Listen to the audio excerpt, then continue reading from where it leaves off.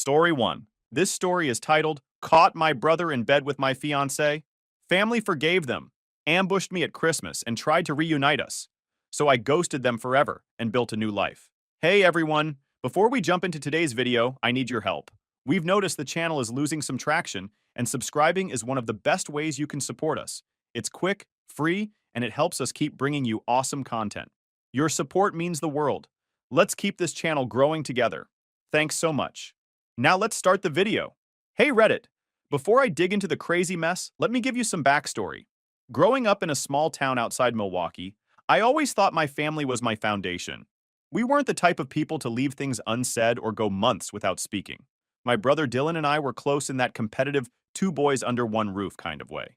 He was a year younger than me, and we'd always been compared to each other. He was the charming, free-spirited type, while I was the one with a plan. Our sister, Mia, was the baby and our mom's shadow, always soaking up every ounce of attention she could get. Our parents, Claire and Joe, were typical Midwest parents. Mom ran the household with an iron will, and Dad was the type to crack jokes and grill steaks like it was his personal hobby. I thought I had it all figured out. A stable family, siblings I could trust, and a fiancé who I believed was my soulmate. Emma came into my life during a group project in my junior year at UW-Madison. She had this magnetic energy about her that made you want to be in her orbit. She was ambitious, confident, and ridiculously attractive. I fell for her fast. By the end of the semester, we were a couple. It felt like a whirlwind, but I didn't question it because it seemed perfect. I imagined our future together. Careers, kids, everything. One November, I proposed to her. It wasn't some grand gesture, just the two of us on a crisp autumn evening. She said yes, and we started planning our wedding for the following summer. It felt like the beginning of the life I'd always dreamed of. And then it all imploded. In March, I had a random slow Friday at work. I decided to surprise Emma with her favorite takeout and spend the evening together. When I walked into our apartment, everything felt off. Her shoes were by the door, but the place was eerily quiet except for faint laughter coming from the bedroom. My stomach tightened.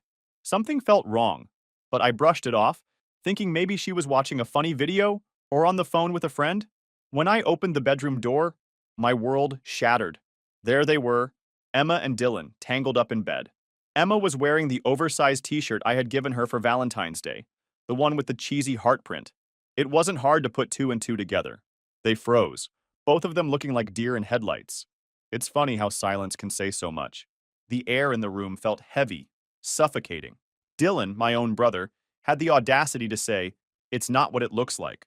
I stared at him, almost laughing at the ridiculousness of it. Emma didn't say a word, just scrambled to cover herself with the blanket, like it would erase what I'd just seen. I didn't yell. I didn't ask questions. What was the point? The evidence was right in front of me. I looked at Emma and said, "Pack your SOT and get out." My voice was calm, steady. I wasn't about to give them the satisfaction of seeing me lose it.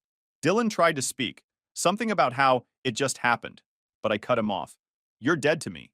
I wasn't interested in hearing his excuses or fake remorse. There's no "it just happened" when it comes to sleeping with your brother's fiancé.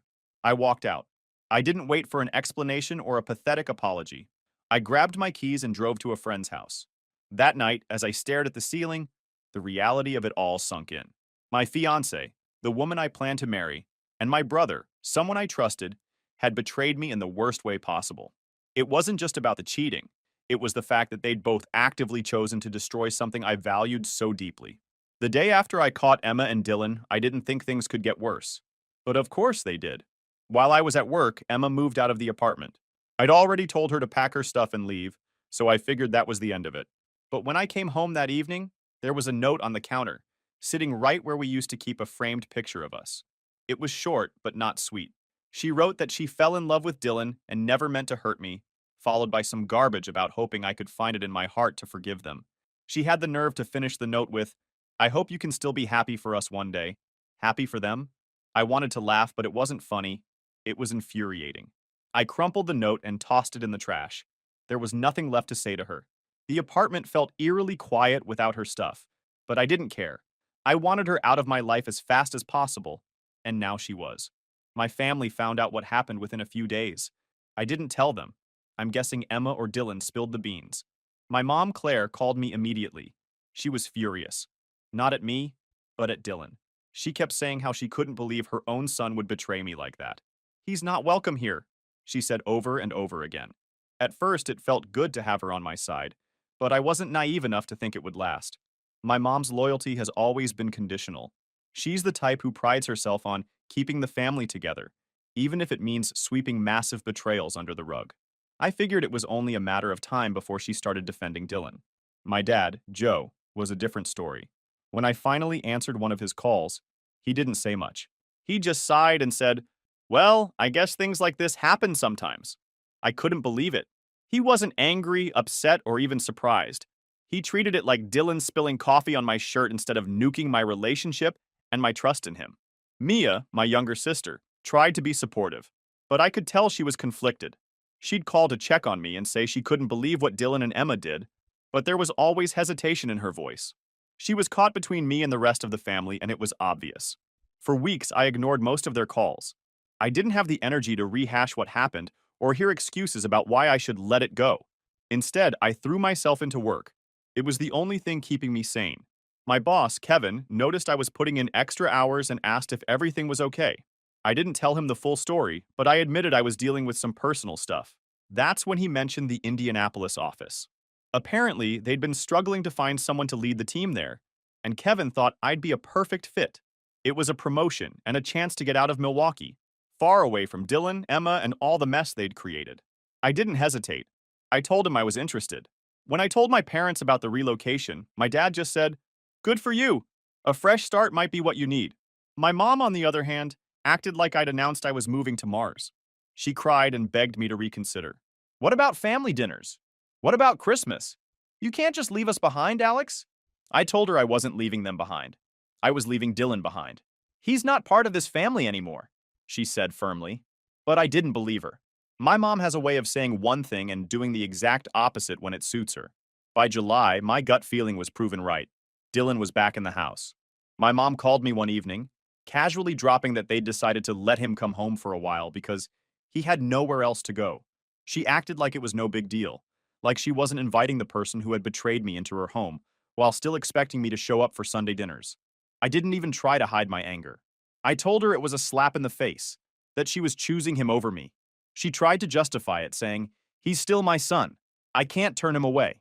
I snapped back, "Well, he's not my brother anymore, and I don't want anything to do with him." That's when she started her family unity campaign. She went on and on about how we needed to heal and move forward as a family. It was all code for, "Just forgive Dylan, so I don't have to feel guilty about letting him back in." I wasn't having it. I told her, plain and simple, that I wasn't interested in healing or pretending things were okay. "You want unity? Then maybe stop rewarding the person who blew everything apart," I said before hanging up. After that, I kept my distance. I was busy preparing for the move to Indianapolis anyway. I found a place, packed up my apartment, and started fresh in a city where no one knew my family or my past. Leaving Milwaukee wasn't easy. I had good memories there, and part of me felt like I was letting Dylan and Emma win by leaving. But staying would have been worse. Every street, every restaurant, every shared memory, it all reminded me of what I'd lost. Moving was the only way to truly start over. By the time I left, I'd all but cut ties with my family. I wasn't answering their calls or responding to their texts. Even Mia's attempts to stay neutral didn't matter anymore. They'd made their choice by letting Dylan back in, and I'd made mine by leaving them behind. I didn't know what the future would hold, but one thing was clear. I was done being the good son who always put family first. From now on, I was putting myself first. It was time to rebuild, on my terms. By September, I had gotten comfortable with my new life in Indianapolis. Cutting ties with my family had been the best decision I'd made, even if it wasn't an easy one. Work was going well, I'd started to make some new friends, and the distance from all the chaos was exactly what I needed. Then my mom, Claire, called me. It was her birthday coming up, and she wanted me to come home to celebrate. I hesitated. My relationship with her had been strained ever since she let Dylan back into the house. But she kept pushing, saying it would be just the immediate family and that she missed me. Against my better judgment, I agreed. The drive to my parents' house was long, giving me way too much time to second-guess my decision. I told myself I was doing this for my mom, even if she had disappointed me. Maybe it wouldn't be so bad if it was just her, my dad, and Mia. When I pulled up to the house, I immediately knew something was off. There were way too many cars parked outside. My stomach dropped when I spotted Dylan's car in the driveway. My hands gripped the steering wheel as I debated turning around, but I didn't want to give my mom the satisfaction of bailing. I decided to walk in, keep it short, and leave as soon as possible. As soon as I stepped through the door, my mom greeted me with a big smile, acting like nothing had ever happened. "Alex, I'm so glad you came," she said, pulling me into a hug. Her energy was over the top, like she was trying to smooth things over with sheer force of will.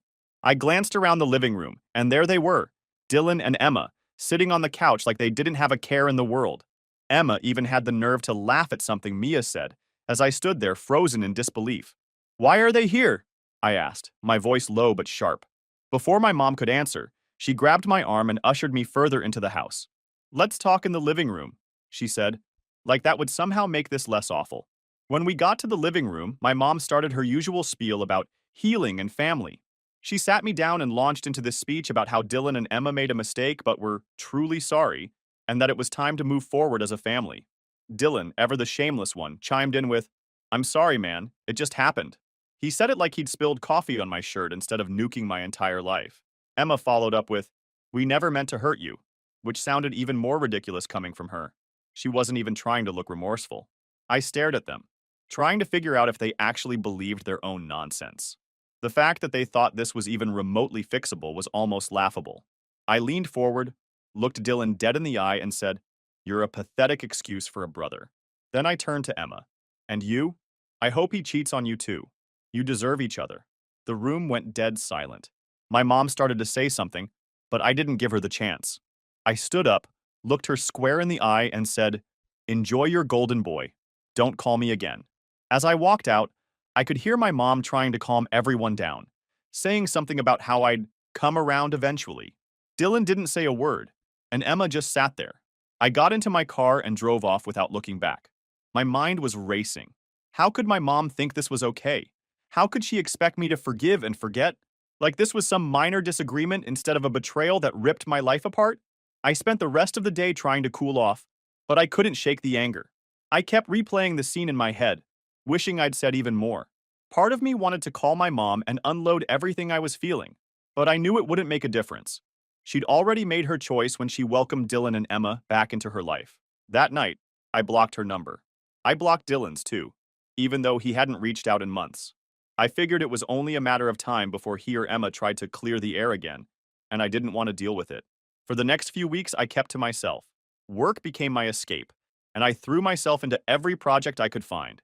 My coworkers probably thought I was just super dedicated, but the truth was I didn't know how else to channel my frustration. I stopped checking social media too. Seeing pictures of my family would only remind me of what happened, and I didn't need that kind of negativity. I told myself I was better off without them, but it still stung to know that the people I once trusted most had let me down so completely. Eventually, I started to feel a little better. The distance was helping, and I was slowly rebuilding my life. I told myself that I didn't need them, that I could create my own version of family with people who actually cared about me. But deep down, I knew this wasn't over. My mom wasn't the type to give up easily, and I had a feeling she'd find another way to drag me back into the drama. For now, though, I was content to keep my distance and focus on myself. Let them have their family unity. I'd rather be alone than surrounded by people who didn't value me. If they wanted to live in denial about what Dylan and Emma had done, that was their choice. I wasn't going to be a part of it. I didn't know what the future held, but one thing was certain. I was done letting them dictate my life. From now on, I was living on my own terms. By January, life in Indianapolis had become everything I hoped it would be. It felt good to be miles away from the chaos my family had created.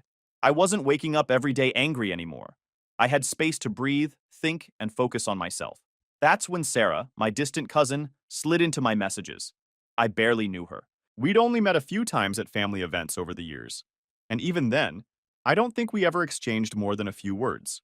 So, when she messaged me out of nowhere saying she was moving to Indianapolis and could use some help settling in, I was skeptical. At first, I debated ignoring her message entirely. My family had proven time and time again that getting involved with them, even peripherally, was a mistake. But part of me felt bad. Sarah hadn't done anything to me personally, and she might not even know the full story of what had gone down. Besides, she seemed genuinely nervous about moving to a new city alone. Against my better judgment, I agreed to help her. The weekend came, and I showed up at the address she sent me. It was a small apartment complex in a quieter part of town, and as I pulled into the parking lot, everything seemed normal. That was until I saw the U-Haul truck and two very familiar figures unloading boxes. Dylan and my dad. For a moment, I froze, gripping the steering wheel so hard my knuckles turned white. My first instinct was to back out of the parking lot and never look back. But before I could, the front door of the apartment opened, and out came my mom. She spotted me immediately and waved, like this was some sort of family reunion instead of a trap. "Alex, wait!" she yelled, jogging toward my car. I put the car in park and stepped out, but I didn't move any closer. "What the hell is this?" I asked, gesturing toward Dylan and my dad, who were now standing awkwardly by the truck. My mom gave me her usual let's all be reasonable look and started rambling about how Sarah just needed some help, and it made sense for the family to come together. It was clear this wasn't about Sarah at all. This was about them finding another way to force me into some kind of reconciliation. Dylan, ever the master of insincere apologies, stepped forward with tears already welling up in his eyes. "I'm sorry, Alex," he said, his voice trembling like he was auditioning. "I know I messed up. I just want to fix things." I stared at him, completely unmoved. It was the same script he tried at my mom's birthday party, and it was just as pathetic now as it was then. Then, my dad decided to jump in. "Alex, come on," he said, his tone that irritating mix of exasperation and condescension he always used when he thought I was being unreasonable. "You're holding on to this grudge, and it's tearing the family apart. Be the bigger man." That was it. Hearing him tell me to be the bigger man, as if Dylan's actions were some minor mistake I needed to get over, sent me over the edge. He had no idea what it felt like to be betrayed by your own brother, to lose not just a relationship, but the trust you had in the people closest to you. When my dad stepped closer and put a hand on my shoulder, I reacted without thinking. My fist connected with his face before I even realized what I was doing. The sound of it was sharp, and for a moment, everything went still. My dad stumbled back, holding his jaw, and stared at me in shock. Dylan looked like he wanted to disappear, and my mom, predictably, burst into tears. "Alex," she sobbed, as if I was the one ruining everything. "How could you?" Dylan muttered something under his breath about me going too far, but I didn't even bother responding. I turned and walked back to my car. "Don't follow me," I said over my shoulder. When I got home, I blocked Sarah immediately. I didn't care if she was part of the setup or just a pawn in my mom's latest scheme. Either way, I wanted nothing to do with her. That night, I sat on my couch, trying to process what had just happened. I wasn't proud of losing my temper, but I didn't regret it either. My dad had crossed a line, and if a punch to the face was what it took to make them understand that I wasn't going to be manipulated, so be it. The worst part was that this wasn't even surprising. My mom had always been willing to bend over backward to protect Dylan, no matter how much damage he caused. And my dad? He was more concerned with keeping the peace than actually addressing the problem. I wondered how long they'd been planning this. Had they been talking to Sarah for weeks, convincing her to reach out to me? Or was it a last-minute idea? Either way, it didn't matter. What mattered was that I'd walked away before they could rope me back in. The next morning, I woke up feeling a strange mix of relief and sadness. Relief because I'd stood my ground, but sadness because it was yet another reminder of how far gone my family was. There was no fixing this. They didn't see Dylan and Emma's betrayal for what it was, and they never would. I decided that day to cut ties even further. I wasn't going to give them any more opportunities to pull me into their mess. My life in Indianapolis was good, and I wasn't about to let them ruin it. Whatever they wanted from me, closure, forgiveness, a return to normal, they weren't going to get it. I was done being the scapegoat, the one expected to keep the family together while everyone else did whatever they wanted. From now on, I was focusing on myself. They could keep their fake apologies and forced family unity.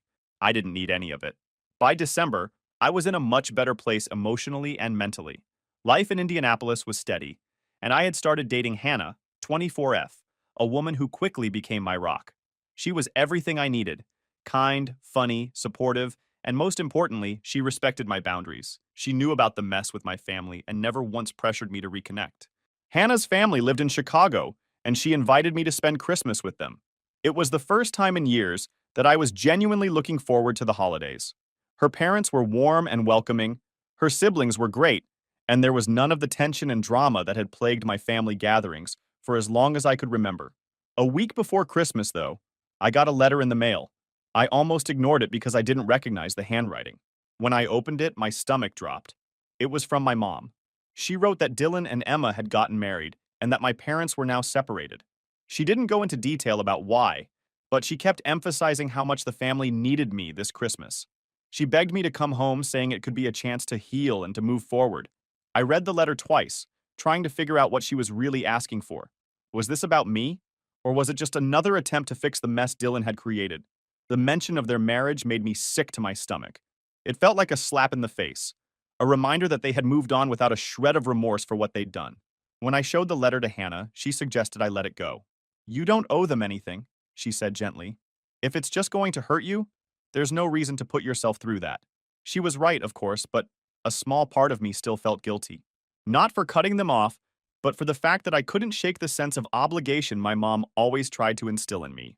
In the end, I decided to spend Christmas with Hannah's family. They lived in a cozy house in the suburbs of Chicago, and as soon as we arrived, I knew I had made the right choice. Her parents greeted me with hugs, and her mom immediately started fussing over whether I liked hot chocolate or mulled cider better. It was simple and wholesome in a way I hadn't experienced in years. We spent Christmas Eve decorating the tree, baking cookies, and playing board games. It was the kind of holiday I'd always wanted, but never really had. For once, I wasn't waiting for some kind of argument to break out. Christmas morning was just as peaceful. Hannah's family had a tradition of opening presents in their pajamas, and they even had a stocking for me with my name on it. It was thoughtful, simple, and made me feel like I belonged. But even in the middle of all that warmth and happiness, the thought of my family lingered in the back of my mind. I couldn't help but wonder what they were doing, whether my mom was sitting alone in the house, whether my dad was celebrating at all, or whether Dylan and Emma were playing happy couple while the rest of them pretended everything was fine.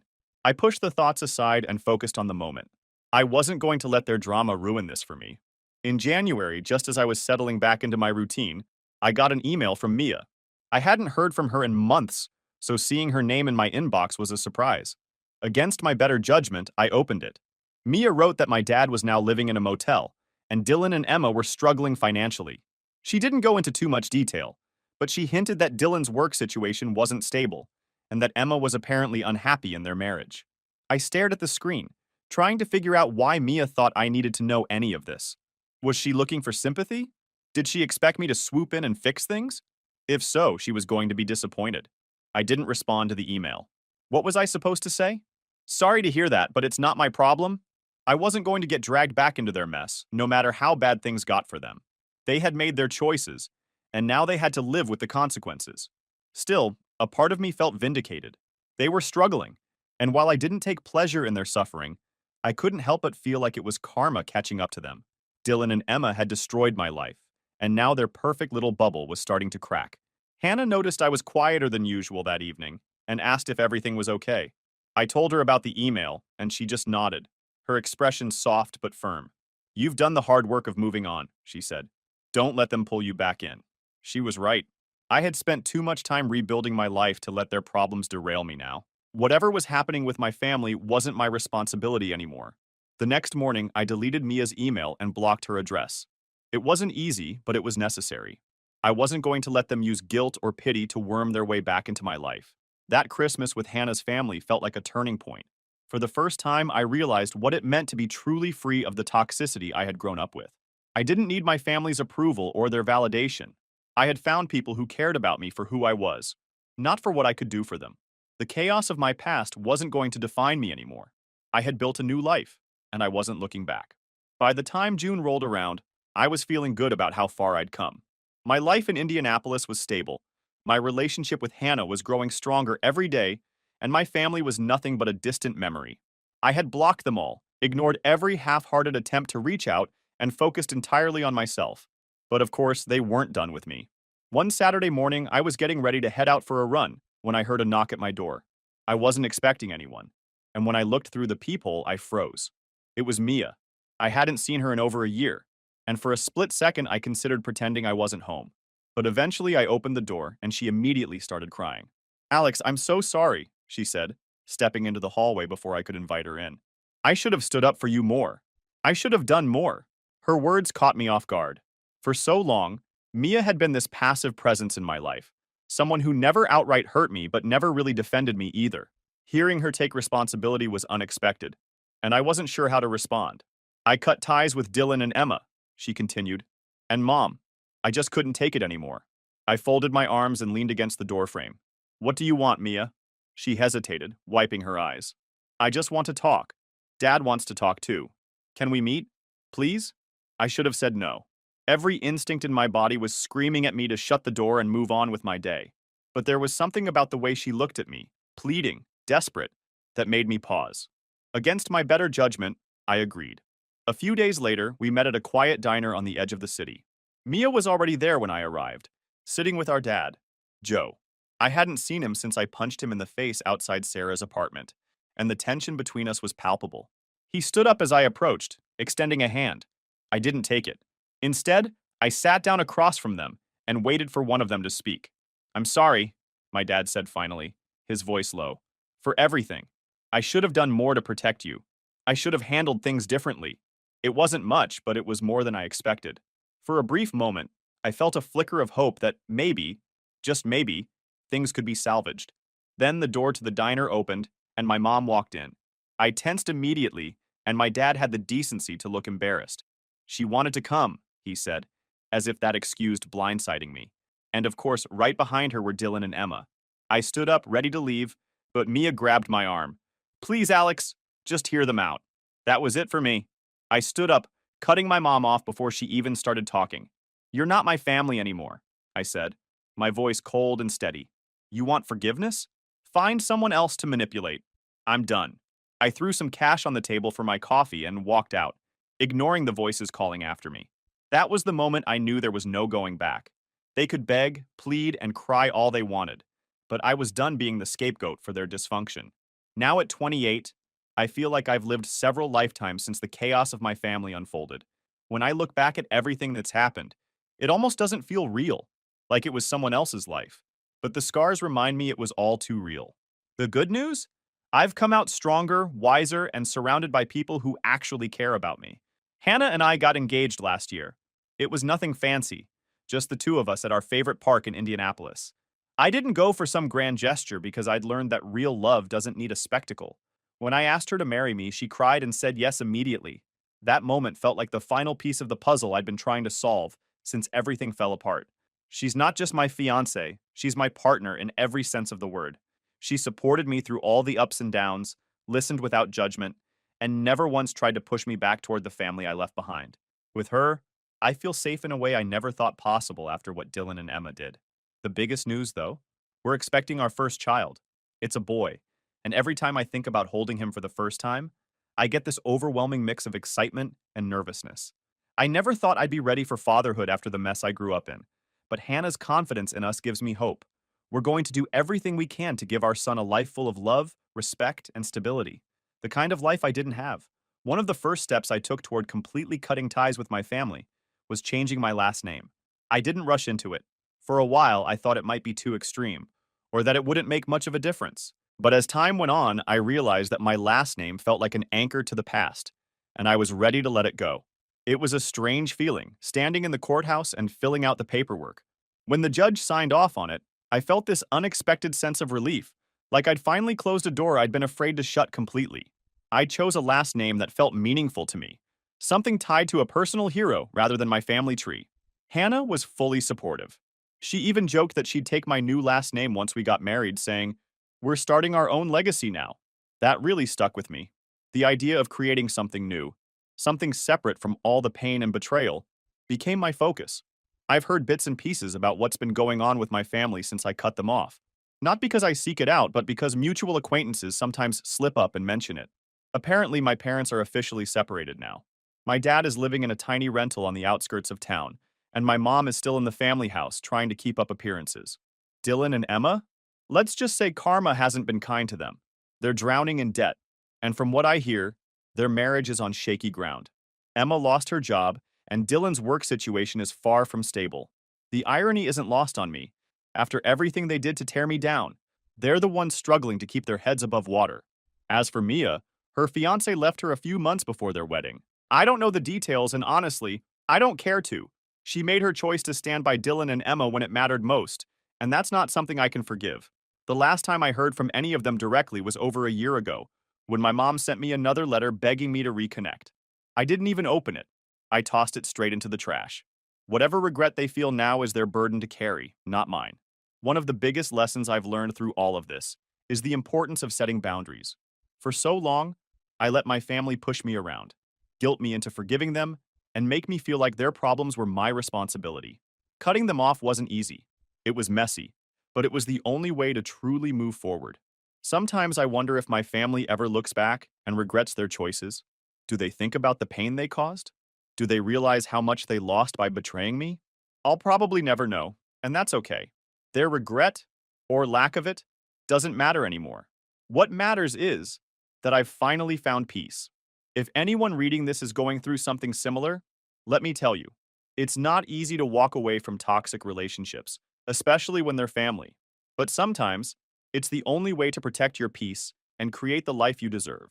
You're not obligated to keep people in your life just because of shared DNA. I've learned that family isn't about blood. It's about the people who show up for you, support you, and love you unconditionally.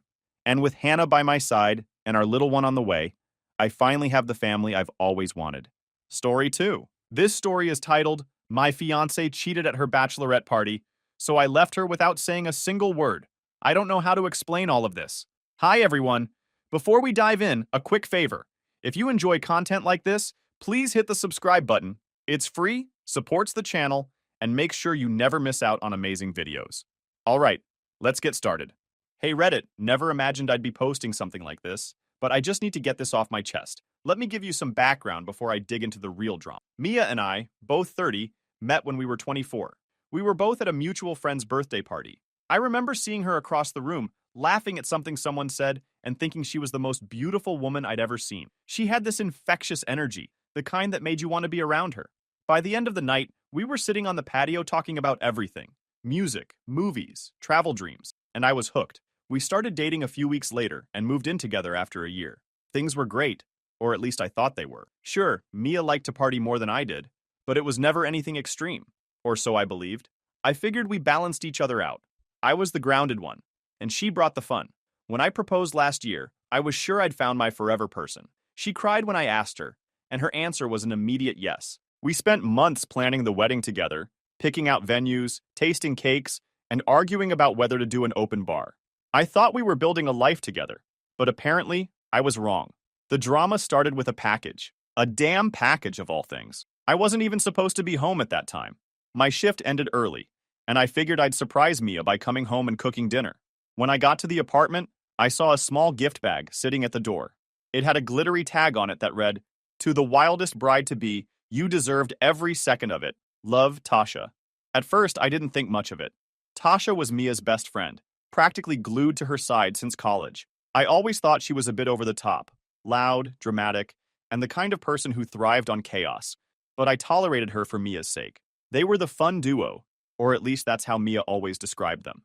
Still, something about that note gave me a weird feeling. I brought the bag inside and set it on the kitchen counter, staring at it for a good 5 minutes. My brain kept going back and forth. It's probably nothing, but why does it feel weird? I decided to open it. I told myself it wasn't snooping. It was just curiosity. Besides, it was addressed to Mia, but left out in the open like that. Basically, an invitation, right? Inside, there were the typical bachelorette party things. A cheap plastic tiara, a bride's last ride sash, and some glittery confetti that spilled everywhere. But then, at the bottom of the bag, there was a pair of men's boxers. Used, not freshly laundered. My stomach turned, but I tried to rationalize it. Maybe it's a gag gift, some kind of stupid joke. Then I saw the flash drive. I don't even know what possessed me to check what was on it. I guess I was already uneasy from the boxers, and something about the way the bag screamed "Wild Night" wasn't sitting right with me. I plugged it into my laptop and opened the only file on it. The video started off innocently enough. Mia and her friends were sitting in a booth at some club, laughing and cheering. The camera wobbled as it zoomed in on Mia, wearing the tiara and sash. She looked gorgeous, as always, but there was something off about her energy. She wasn't just celebrating, she was on another level, like she didn't have a care in the world. The next clip was where things started to go downhill. Mia was on a stage at what was clearly a strip club, grinding on a male stripper while her friends whooped and hollered. At first, I thought, okay, it's a bachelorette party. Not great, but not the end of the world. But then the camera followed her as she pulled the stripper off stage, giggling and leading him toward a private room. I paused the video. My heart was racing. I told myself not to overreact. Maybe it was just for show, right? Maybe she went in there, had a laugh and walked out. But I knew better. Deep down, I already knew. The next clip removed all doubt. It showed Mia sitting in a lounge area, surrounded by 3 guys. They were laughing, drinking, and flirting. But it didn't stop there. One of them leaned in and kissed her. And she didn't just let him, she kissed him back. Then another guy joined in. By the end of the video, she was leading all 3 of them into what looked like a hotel room. Tasha's voice in the background made it worse. She was laughing and narrating the whole thing. "Mia, you're a legend. Bride of the year." I sat there, staring at the screen, feeling like my chest had been ripped open.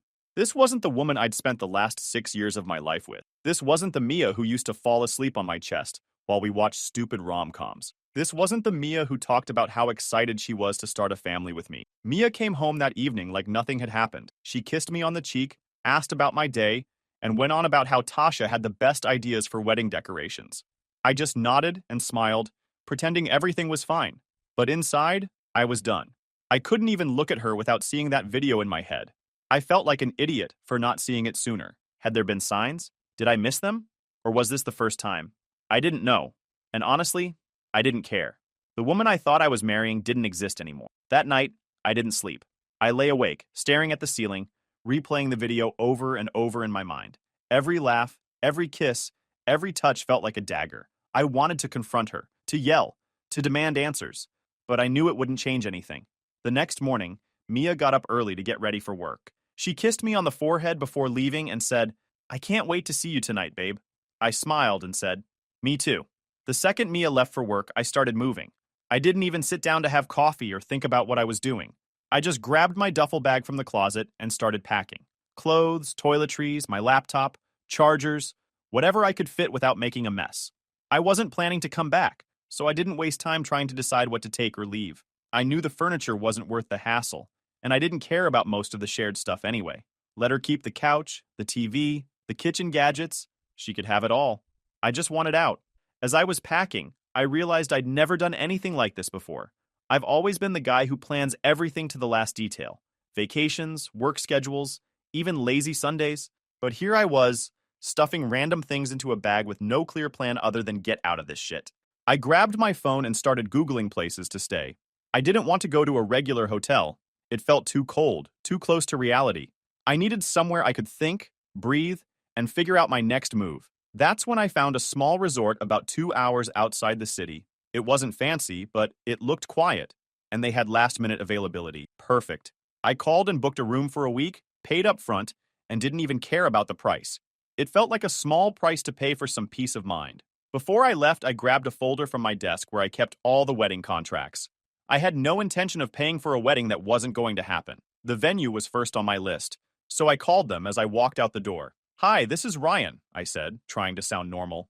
"I need to cancel a reservation for a wedding." The woman on the other end sounded surprised. "Oh, I'm sorry to hear that. Can I ask why?" I wasn't about to spill my personal drama to a stranger, so I just said, "Change of plans. Life happens, you know?" She went on about cancellation fees, how they'd keep 20% of the deposit, blah blah. I didn't care. "That's fine," I said. "Just cancel it." With that done, I got in my car and started driving. I didn't even look back at the apartment. The drive to the resort felt surreal. It was like I was on autopilot, just following the GPS while my mind replayed everything I'd seen on that flash drive. Was it just the party? Or had she been hiding this side of herself the whole time we were together? I stopped at a gas station halfway there to grab some snacks and water. While I was paying, my phone started buzzing in my pocket. I didn't even have to look to know it was Mia. I ignored it, but the buzzing didn't stop. Text after text, call after call. She must have gotten home and realized I was gone. I couldn't bring myself to read the messages yet. I wasn't ready for the excuses, the fake tears, or the "it wasn't what it looked like" speech. I just turned my phone on silent and kept driving. The place was small, but perfect. A king-sized bed, a little kitchenette, a fireplace, and a deck overlooking the lake. It felt like a world away from everything I'd left behind. I dumped my bags in the corner, sat on the edge of the bed, and finally let out a long, shaky breath. For the first time all day, I felt the weight of what had just happened. This wasn't just a fight or a breakup. I'd left behind my fiancé, my home, and the life I thought I was building. I spent the rest of the day unpacking, but it felt weird to see my stuff in this unfamiliar space. I kept expecting Mia to call out from the other room or ask me what I wanted for dinner. Every little sound made me jump, like she was going to walk in at any moment. When I finally sat down to eat a sandwich I'd made from the snacks I brought, I checked my phone. There were over 20 missed calls from Mia, plus a flood of texts. They started out casual. Hey babe, where are you? Did you go somewhere without telling me? Let me know when you're coming back. Then they got panicked. Ryan, this isn't funny. Where are you? Are you okay? Why is your stuff gone? What's going on? And finally, desperate. Please call me. I don't understand what's happening. Please. I didn't respond. Instead, I called my parents. My parents are the kind of people who don't pry unless they absolutely have to. When I told them I'd left Mia and the wedding was off, my mom just said, "Okay, sweetie, do you want to tell us what happened?" I kept it vague. She wasn't who I thought she was, I said. My dad chimed in, "Good for you, son. Better to find out now than later." They didn't press me for details, which I appreciated. I told them I was staying at a resort for a bit to clear my head, and they said they'd support me no matter what. That first night at the cabin was strange. I kept expecting Mia to barge in, demand answers, or somehow convince me to come back. I thought about how much time and effort I'd put into our relationship, planning dates, saving for the wedding, compromising on things like her obsession with Tasha. And for what? For her to throw it all away in one night of partying? By the time I went to bed, I'd made up my mind. I wasn't going back. Not for her tears, her apologies, or her promises. This was the end, and I was okay with that. One thing kept bothering me. Tasha. She wasn't just some innocent bystander in all this. If anything, she was the ringleader. That video wasn't just a candid recording of the night. It felt like a trophy, something she was proud to show off. And that damn note on the package? You deserved every second of it. It was practically a confession. Tasha always rubbed me the wrong way. When Mia and I started dating, Tasha was one of the first people I met in her circle. She was loud, constantly making sarcastic jokes, and always had to be the center of attention. Mia thought she was hilarious and fun, but I thought she was obnoxious. Over the years, I learned to tolerate her because she and Mia were so close, but I never trusted her. Looking back, there were red flags. Tasha would constantly push Mia to go out even when we had plans. There were times when Mia came home drunk at 2 a.m., with Tasha giggling in the background, shouting, "Sorry for stealing your girl, Ryan." I used to laugh it off, but now it didn't feel so funny. At the resort, I decided to confront her. Not Mia. Not yet. I wanted answers from the person who encouraged this whole mess. I didn't want to call Tasha directly, so I used a burner number app to text her. Something vague but baiting. "Hey, it's Ryan. We need to talk about Mia. Meet me at the coffee shop on 7th tomorrow at noon." She responded within 5 minutes. "WTF? Are you okay? Is Mia okay? What's this about?" I didn't reply. The next day, I drove back to the city, parked a few blocks from the coffee shop, and waited. Sure enough, Tasha walked in right on time, looking as smug as ever. She was wearing her usual over-the-top outfit, a bright pink blazer, heels that looked impossible to walk in, and sunglasses indoors. Classic Tasha. I walked in a few minutes later and sat down across from her. She looked surprised to see me, but then smiled. "Ryan, you scared me with that text. What's going on?" I didn't waste any time. "Cut the crap, Tasha. I know about the bachelorette party." Her smile froze. What do you mean?" I leaned forward, keeping my voice low. "I mean the flash drive, the videos, the package you left on the doorstep. I know everything." She stared at me for a moment, then laughed nervously. "Oh, come on, Ryan. It's just bachelorette party stuff. You're not seriously upset about that, are you?" "Upset?" I said, leaning back in my chair. "That's an understatement. What kind of best friend encourages someone to cheat on their fiancé and then sends them a highlight reel?" Her face turned red. "It wasn't like that," she said quickly. "It was just a fun night. No harm, no foul." I pulled my phone out of my pocket and opened the screenshots I'd saved. I slid it across the table, showing her the messages she'd sent Mia. "Bride of the year? You owned that stage, girl? Don't feel guilty. It's your last chance to be free." Her eyes widened, and she tried to push the phone back toward me. "Ryan, you're taking this way too seriously. It's just tradition, you know? Every bride deserves one wild night." "Tradition," I said, my voice rising slightly. "Is that what you call it? Because to me it looks like you were egging her on the whole time." Tasha sighed and leaned back in her chair, crossing her arms. "Look, I didn't force her to do anything, okay? She's a grown woman. She made her own choices. And you were right there cheering her on," I shot back. "You were supposed to have her back, Tasha. Instead, you helped her throw away everything we built together." She rolled her eyes. "Oh, please. It's not like she doesn't love you. It was just a one-night thing. You guys can move past this." That set me off. I slammed my hand on the table, making her jump. "Move past this? You think I can just forget about her sleeping with 3 guys because you call it a one-night thing? You're unbelievable. She looked around nervously, probably worried about the other customers staring. Okay, fine, she said, lowering her voice. I'm sorry if it got out of hand. But honestly, Ryan, this is between you and Mia. Don't drag me into it.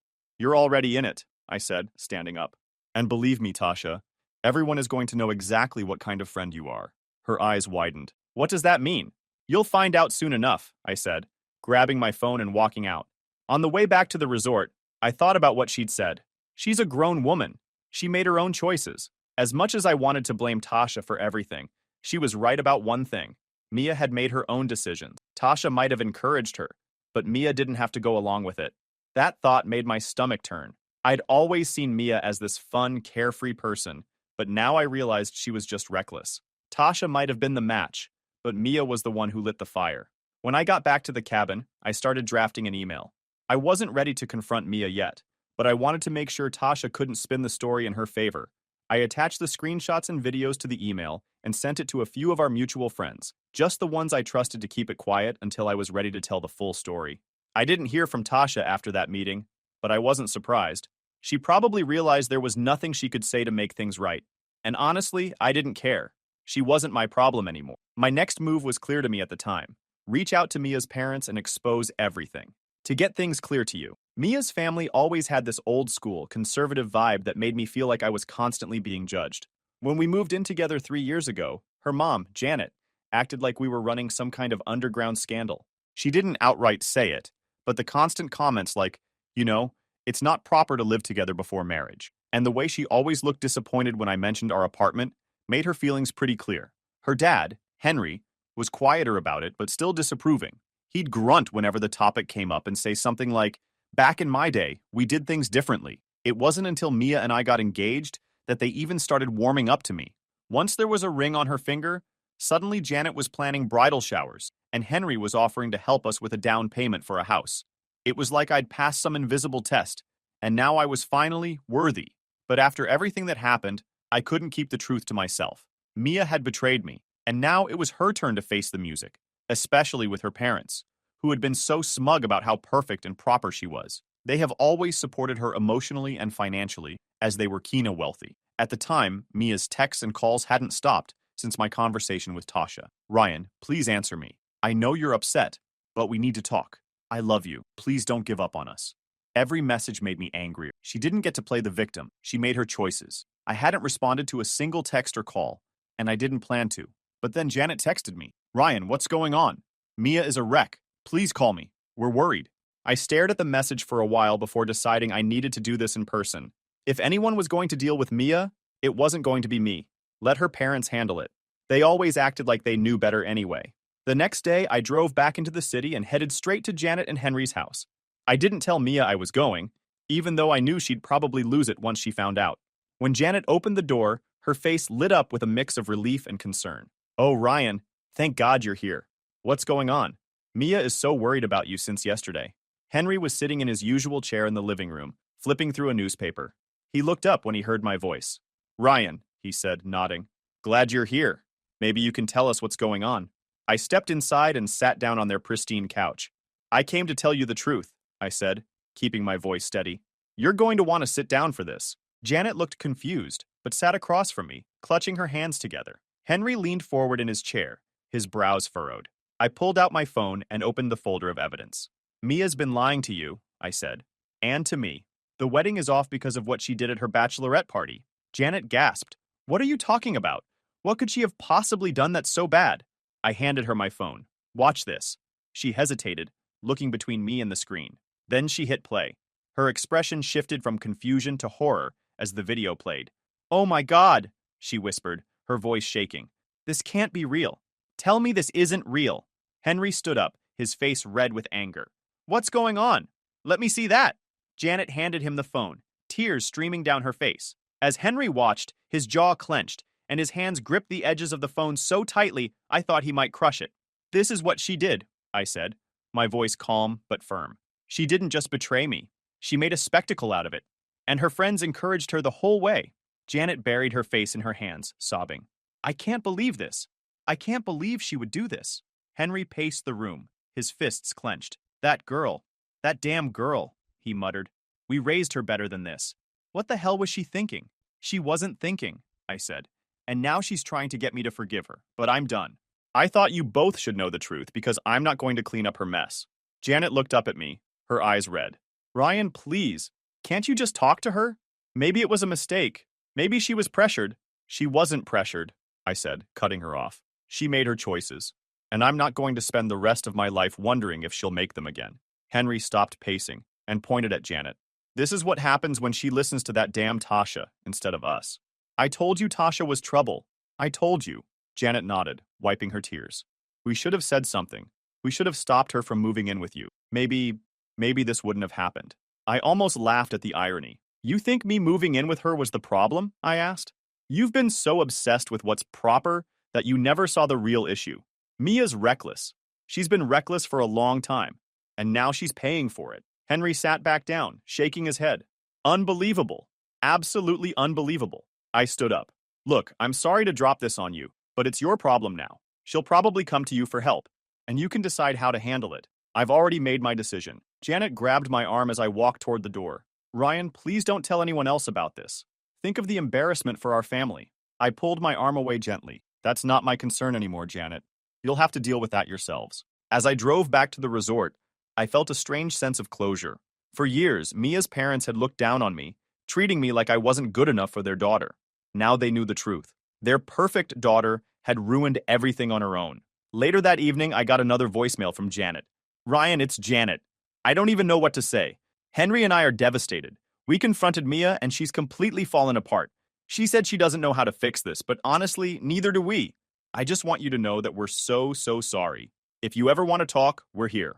I deleted the message. Mia could deal with her parents now. I was done. Let her explain herself to them. Let them pick up the pieces. I wasn't her safety net anymore. It was time for her to face the consequences of her actions. It didn't take long for the cracks to spread. After dropping the truth bomb on Mia's parents, I decided to widen the circle. I wasn't being vindictive. Okay, maybe a little. But people needed to know what Mia and her crew were really about. If I didn't say anything, they'd sweep it under the rug like it never happened. That wasn't going to fly. The first person I reached out to was Rachel, one of Mia's closest friends. She wasn't at the same level of chaos as Tasha, but she was there that night. She played along, cheered Mia on, and probably thought it was all harmless fun. I wasn't giving her a free pass. I sent her a short text. Rachel, I know what happened at the bachelorette party. I've got the videos and messages to prove it. Don't play dumb. We need to talk. Rachel called me within minutes. Her voice was shaky, like she was caught off guard. Ryan, what the hell is this? Where did you get this? Does it matter where I got it? I said, keeping my tone calm. You were there. You saw everything. She stammered for a bit before blurting out, I didn't know it was that bad, okay? I thought it was just some dancing and flirting. I didn't know. You didn't know she disappeared with 3 guys? I cut in. You didn't know she cheated on me in front of all of you? Rachel went quiet. For a moment, I thought she'd hung up, but then she sighed. Look, Ryan, I'm sorry. I should have said something, but it's not like I could stop her. Mia talked about how boring marrying you will be, and she wanted one last fun night. Tasha was the one hyping her up, and Mia was, well, she was drunk and going along with it. I almost laughed. Going along with it? That's your defense? She wasn't just going along with it, Rachel. She made those choices, sober or not, and you stood there and let her. Rachel tried to backtrack. I didn't think it was my place. It was your place, I snapped. You're her friend. A real friend would have stopped her. She didn't have much to say after that. By the end of the call, she apologized again and swore she'd talk to Mia. I wasn't holding my breath. The next domino to fall was Tasha. I didn't have to do much there because, by now, Mia's parents were in full damage control mode. Janet and Henry must have laid into Mia after I left their house because the next day, Mia called me over 20 times. I didn't answer a single one. Then Tasha texted me, and her tone was anything but friendly. Ryan, what the hell are you telling people? Mia's a mess, and now everyone's acting weird with me. You need to stop this. I couldn't help but smirk when I read that. Tasha was finally feeling the heat. I didn't even bother responding. Let her squirm. But the best part came when Rachel spilled the beans to the rest of their friend group. Rachel might have been complicit in Mia's behavior, but she wasn't about to go down with the ship. She started distancing herself from both Mia and Tasha, telling anyone who'd listen that she didn't know the full extent of what happened, and that she never would have supported it if she had. By the end of the week, the story was everywhere. Mia had gone from being the fun bride-to-be to the pariah of her own social circle. One of the mutual friends in their group, Chloe, reached out to me. We weren't particularly close, but she'd always been polite and respectful whenever we hung out in group settings. Her message caught me off guard. "Hey Ryan, I just wanted to say I'm sorry for everything you're going through." I had no idea Mia was capable of something like that. "If there's anything you need, let me know." Meanwhile, Mia was still trying to get in touch with me. The texts had slowed down, but they hadn't stopped entirely. "Ryan, I know you're mad, but we need to talk. Please. I'll do anything to fix this. Just tell me what to do." It was almost pathetic. She wasn't apologizing because she felt bad about what she did. She was apologizing because her life was falling apart. Then, Tasha and Mia finally had their falling out. It started as a quiet disagreement, but quickly escalated into a full-blown argument. Tasha, fed up with being blamed for everything, told Mia, "Don't act like I made you do anything. You were all in. Stop playing the victim." Chloe heard about the fight and texted me.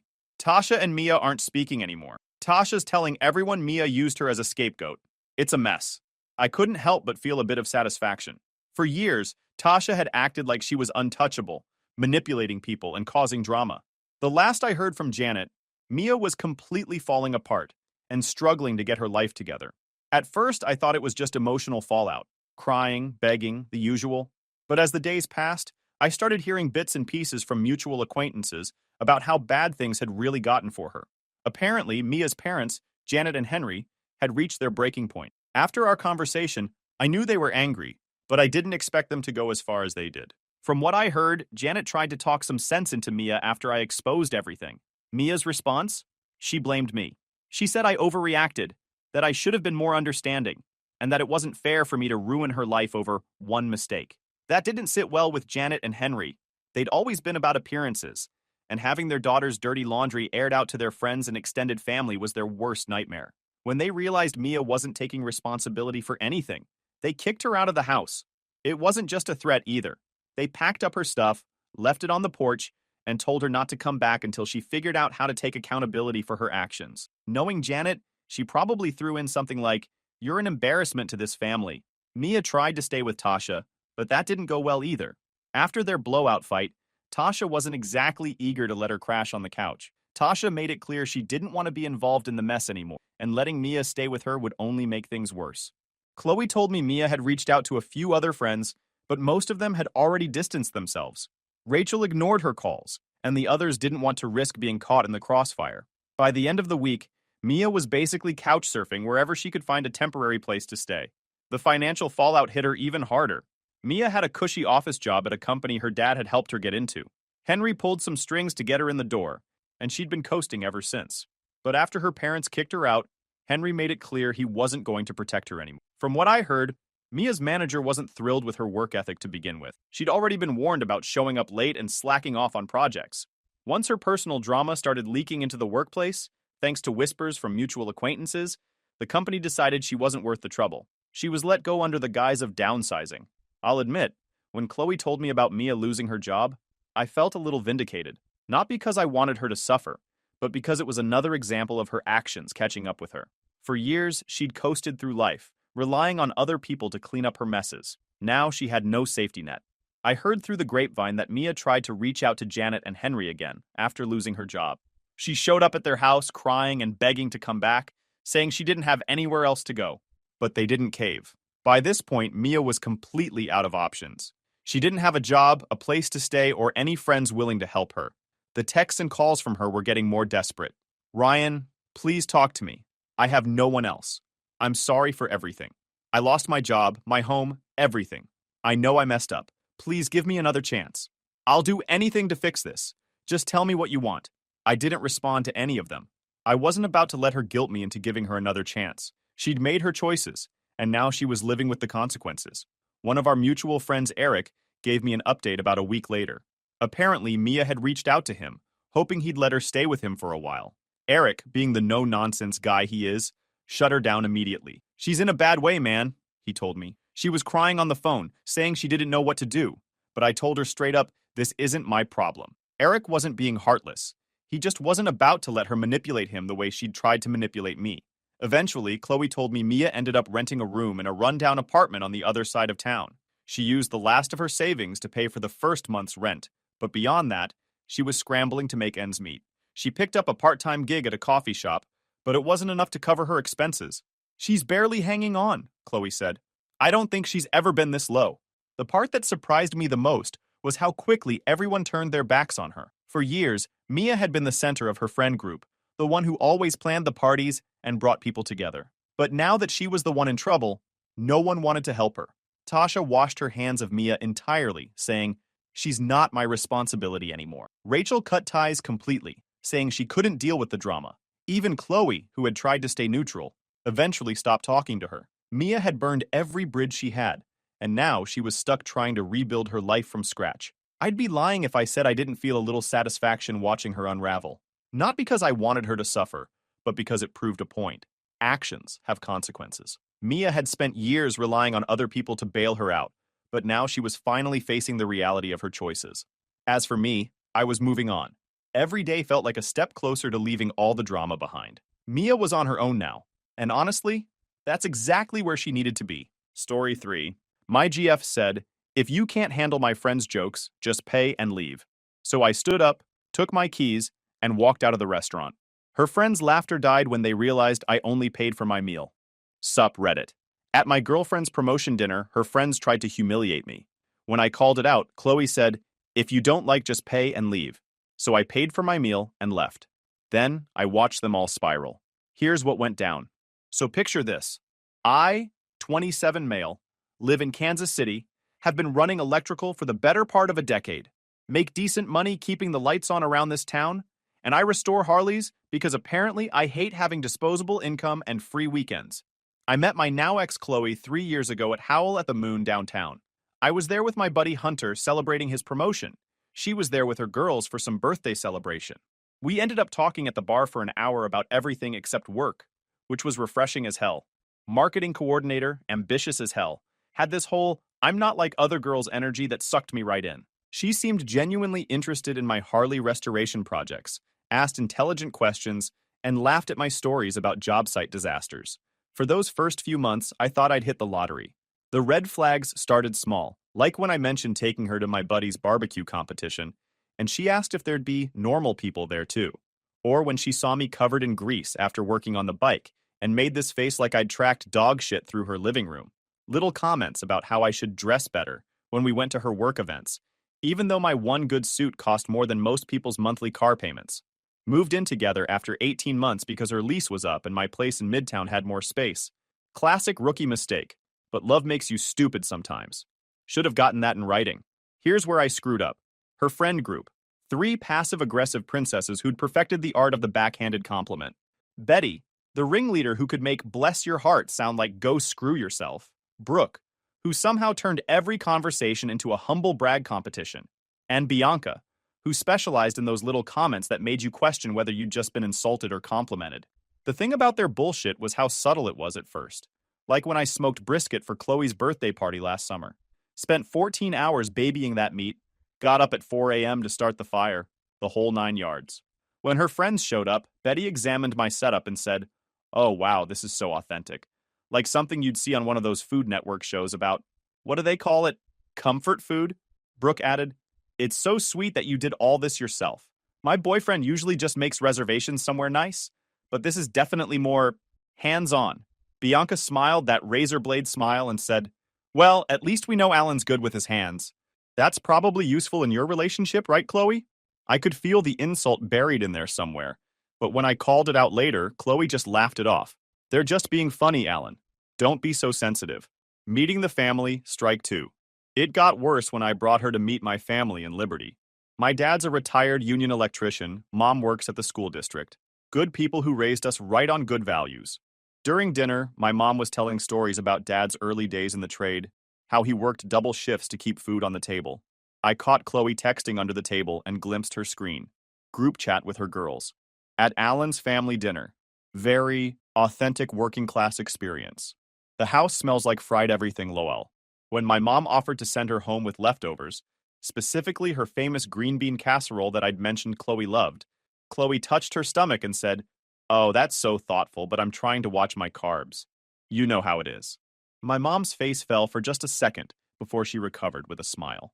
On the drive back, I finally said something. That was pretty rude to my mom about the food. What? I was being polite. I can't help it if I have dietary restrictions.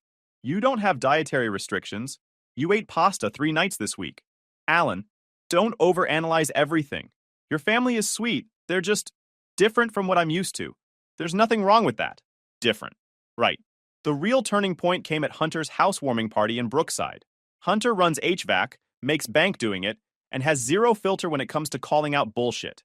When Betty made some comment about how manual labor is so important for keeping society running, Hunter looked her dead in the eye and said, "Yeah, must be nice having someone else's sweat keep your air conditioning working while you sit in an office all day." The silence was deafening. Later, when Brooke mentioned how her marketing job was intellectually demanding, Hunter asked, "What's intellectually demanding about convincing people to buy shit they don't need?"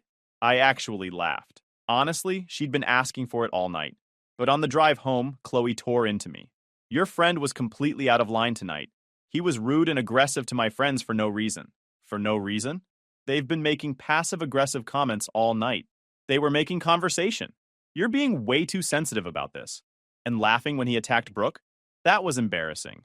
It's embarrassing when he calls out their bullshit, but it's fine when they spend every social event taking subtle shots at my job and my family. They're not taking shots at anything. That's just how they talk. You're reading way too much into harmless comments. That became the pattern. They'd make their little comments, I'd call it out, and Chloe would tell me I was being too sensitive or reading into things. But the second Hunter or I fired back, suddenly I was being aggressive and embarrassing her. I started making excuses to skip their group events.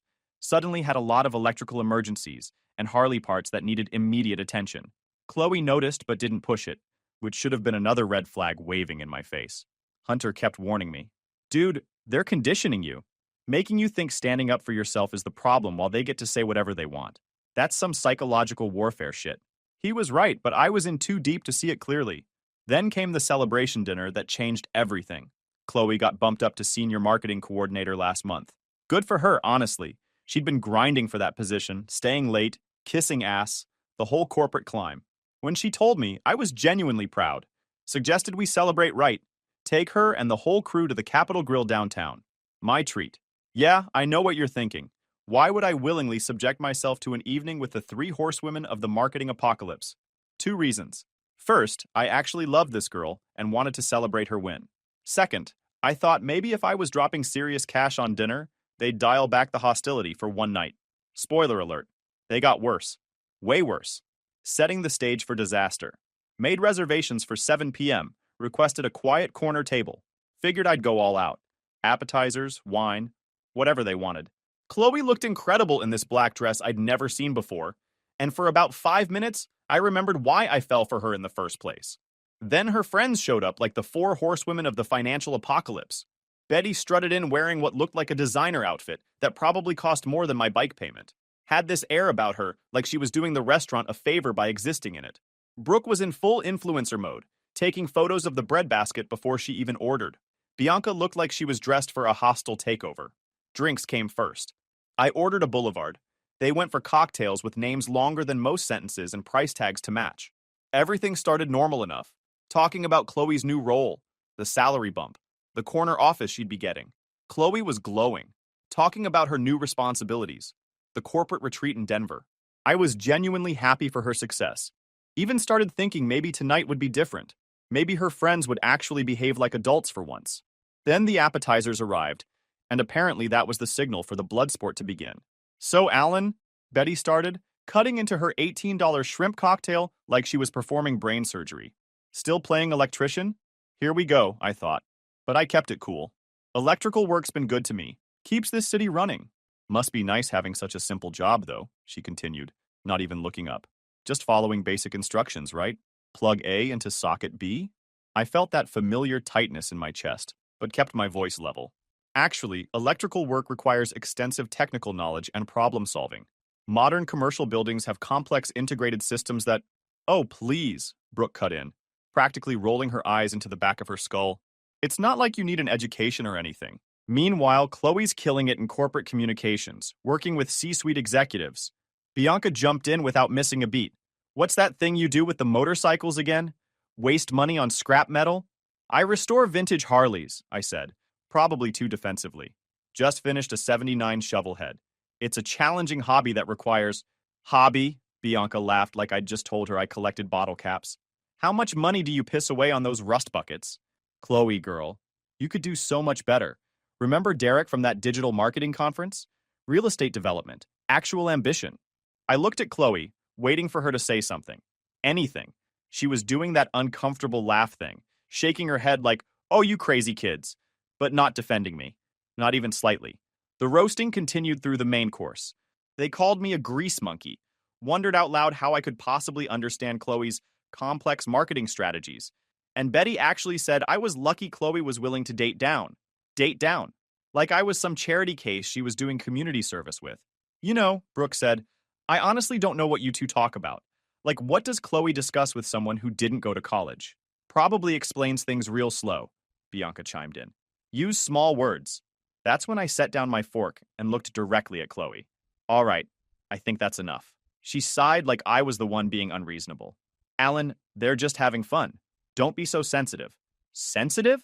Bianca practically cackled. What, are you going to cry because we hurt your feelings? And that's when Chloe looked me dead in the eye and said the words that ended everything. Look, if you can't handle my friends being honest, you can just pay the bill and leave. The table went dead silent for exactly 3 seconds. Then Betty started that high-pitched giggle rich girls do when they think they've won something. She really said it, Betty whispered, but loud enough for half the restaurant to hear. I looked around the table. 4 women were staring at me, waiting to see what I'd do. Would I fold? Would I apologize and sit back down like a good little ATM? Would I beg Chloe to take it back? Nah, not tonight, Satan. Thanks for the suggestion, I said, standing up. I pulled out my wallet, did some quick math. My steak was $42, plus tip brought it to about $50. But I threw down 3 20s because I'm not a complete savage. This covers my meal, I announced to the table. Chloe's eyes went wide like a deer in headlights. Alan, sit down. Don't be dramatic. Dramatic. Right. Standing up for yourself is dramatic, but spending 2 hours verbally castrating someone is just good fun. I picked up my keys from the table. Enjoy the night. The entire restaurant seemed to pause as I walked toward the exit. Other diners had definitely heard the commotion. A few tables were staring openly. The hostess gave me a sympathetic look as I passed her station, and then I walked away. The laughter started before I even made it past the hostess stand. I heard Brooke clear as day. He'll be crawling back in 5 minutes. Watch. But here's the thing about walking away. Once you start, every step gets easier. By the time I hit the parking lot, I felt like I could breathe again for the first time in months.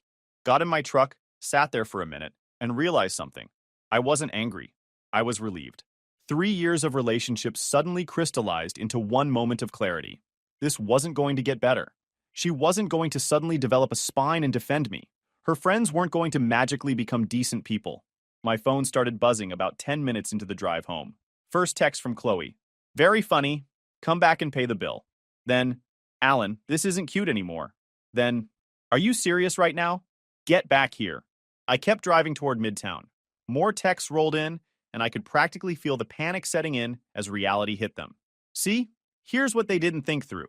They'd ordered like they were at someone else's wedding. Multiple appetizers, expensive steaks, cocktails that cost more than most people's car payments, dessert, wine. The bill was apparently close to $500. And I'd left $60. Chloe called 17 times on my drive home. I didn't answer a single one. By the time I pulled into my parking space, she'd left 4 voicemails that escalated from annoyed to furious to what sounded like genuine panic. I went inside, grabbed a duffel bag, and packed enough clothes for a week. Toiletries, phone charger, the essentials. The whole time my phone kept buzzing like an angry hornet. Then I drove to Hunter's place in Brookside and knocked on his door at 11:30 p.m. Dude, he said when he saw me with my bag. Finally. Hunter had been telling me for 2 years that Chloe's friends were toxic and she was their enabler-in-chief. He'd witnessed it all. Crash here as long as you need, he said. My couch is your couch, brother. Also, I'm proud of you for finally growing a pair. For the first time in months, I wasn't walking on eggshells or bracing for the next verbal ambush. I was just free. My phone kept having seizures with incoming texts, but I turned it face down and went to sleep. Best sleep I'd had in years. Woke up the next morning to Hunter making coffee and my phone having a complete mental breakdown. The text assault had continued all night like some kind of digital carpet bombing campaign. From Chloe, I can't believe you humiliated me like that. My friends think you're pathetic. You left me with a $500 bill. This is so embarrassing. You need to Venmo me right now. Answer your freaking phone. But wait, there's more. Around 3 a.m., her three wise women decided to join the party. Betty sent me a dissertation about how I was financially abusive for tricking them into thinking I'd pay. Apparently, walking out after being told to walk out is trickery now. She also helpfully informed me that she was documenting everything for when Chloe takes you to court. Court? For what? Not paying for their entertainment? Brooke kept it simple but effective. You're a pathetic loser. Chloe deserves better than a man-child who can't take honest feedback about his limitations. But Bianca? She was the real MVP of stupidity. She sent me a Venmo request for $150 with the note reimbursement for emotional distress and Uber home. Emotional distress. I screenshot that golden nugget for posterity. You can't make this shit up. Hunter read over my shoulder while I scrolled through the carnage. Jesus Christ. It's like they're competing for biggest cunt of the year. I'm blocking all of them. Wait, Hunter said, that evil grin spreading across his face. Let me have some fun first. He grabbed my phone. To Betty, hey girl, Alan asked me to let you know he's really sorry, that your personality is so ugly it makes your face look good by comparison. Have a blessed day. To Brooke, Alan wanted me to tell you that calling someone a loser while begging them for money is peak irony. Also, your boyfriend Derek? He's been sliding into my cousin's DMs all week. Small world. To Bianca, Alan said to thank you for the Venmo request because he needed a good laugh. P.S. Charging someone for emotional distress after verbally abusing them all night is some next-level victim complex shit. Might want to therapy that. Then he blocked all of them and handed my phone back. There. Now they can go screw themselves in private. But they weren't done. Oh no, these entitled princesses were just getting started. Around noon, there was aggressive knocking on Hunter's door. Through the peephole, we could see Chloe with her whole crew, looking like they were about to storm the Bastille. Alan, I know you're in there, Chloe yelled loud enough for the whole complex to hear. This is ridiculous! You can't just run away from your responsibilities. My responsibilities. Right. My responsibility to be their emotional punching bag and foot the bill for the privilege. Hunter opened the door with that shark smile of his. Ladies, welcome to my humble abode. Can I interest you in some basic human decency? Oh wait, you're all fresh out. Where's Alan? Betty demanded. He needs to Venmo Chloe for last night. He's not here, Hunter said smoothly. But I'll be sure to pass along your message. Which was what exactly? Please pay us for the privilege of being verbally abused? Did I get that right? You don't understand, Bianca jumped in. He embarrassed us in public.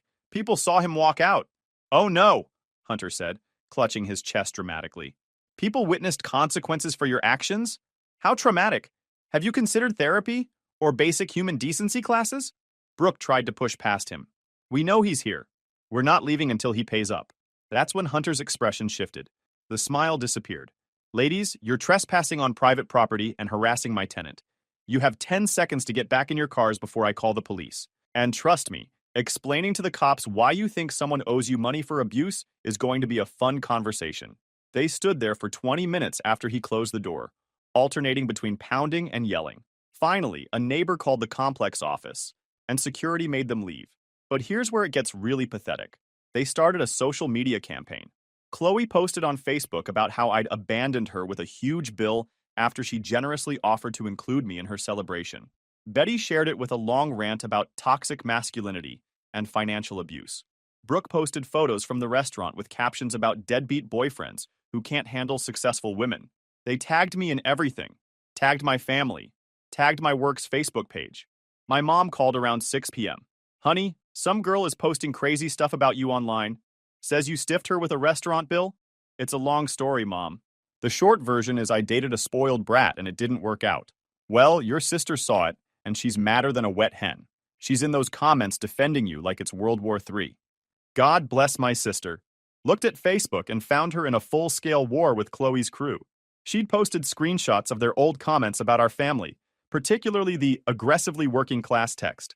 She'd also found photos from Chloe's Instagram at various expensive restaurants, and pointed out that someone who posts about $200 dinners every week probably isn't hurting for money. The comments section was a battlefield. Half the responses were from people I knew defending me, the other half from their friends talking about men who don't know how to treat women. Then Hunter showed up in the comments like the cavalry. He'd found Bianca's LinkedIn where she bragged about her luxury lifestyle and high standards. He posted side-by-side screenshots, Bianca's professional headshot next to her Venmo request for emotional damages. Professional marketing executive demanding payment for emotional distress caused by checks notes. Not getting a free meal. Not. This is peak 2025 right here, folks. The post went viral in the social circle. Not good viral. Bad viral. People started sharing it as an example of entitled behavior, and suddenly Chloe's professional reputation was getting dragged through the mud. That's when the real meltdown began. Decided to swing by the apartment Tuesday, while Chloe was at work to grab more of my stuff. Still had my key, still paid half the rent. So legally, I was golden. What I found inside made my blood pressure spike into the stratosphere. The first thing I noticed was the smell. Stale wine and takeout containers everywhere, plus what looked like the aftermath of a rage-induced cleaning spree. Found 2 noise complaint notices taped to the door. Apparently, their Monday night war council meeting got loud enough that multiple neighbors complained. That's going on our rental record. Thanks for that little parting gift. But then I started looking around more carefully, and my stomach dropped. My PlayStation was missing from the entertainment center. Found it hidden in her bedroom closet, probably thinking I wouldn't notice or wouldn't have the balls to confront her about it. But that was just the appetizer. She'd gone through my toolbox like a freaking burglar. Now, for context, I've been building my tool collection for 8 years. We're not talking about Home Depot specials here. This is professional-grade equipment that pays my rent. My Klein voltage tester, my Fluke multimeter that cost me $600, my specialty conduit benders, my wire strippers. This stuff is literally how I make a living. Half of it was gone. I started checking every drawer, every closet, every possible hiding spot. Found my socket set stashed under the bathroom sink, wrapped in one of her fancy towels. My cable puller was hidden behind winter coats, like she was stockpiling my shit for some kind of garage sale revenge fantasy. I pulled up Facebook Marketplace on my phone and found the listings posted by Chloe. My Klein tester listed for $75, worth $200. My Fluke multimeter for $300, worth $600. My conduit bender for $50, worth $150. All priced to move fast. I screenshot everything, making sure to capture the timestamps showing they were posted yesterday morning. Then I kept searching. That's when I found the bomb. She'd been in my garage workshop where I work on the Harley. The '79 shovelhead I'd been restoring for 8 months was listed on Craigslist. Project bike, needs work, $3,000 OBO. Must sell as soon as possible, moving out of state. $3,000. For a bike that's worth at least 12 grand in its current state. Probably 18 when I finish the restoration. A bike that isn't hers to sell. A bike that represents months of weekend work, research, hunting down original parts, rebuilding the engine. The listing had 7 inquiries already. People were seriously interested. One guy had already offered asking price and wanted to pick it up that weekend. I called the police non-emergency line immediately. So she's selling your property without permission? The dispatcher asked. Correct. We cohabitate, but these are my personal belongings that I owned before the relationship. I have receipts and documentation proving ownership. That's theft, sir. I can have an officer meet you at the residence to file a report. While I waited for the cop, I called Hunter. Dude, I need your trailer. Emergency. What's she done now? She's trying to sell my freaking Harley. Are you serious? Jesus Christ, what a cunt. I'll be there in 20 minutes. Hunter showed up with his truck and trailer just as the police officer arrived. The cop was cool about it.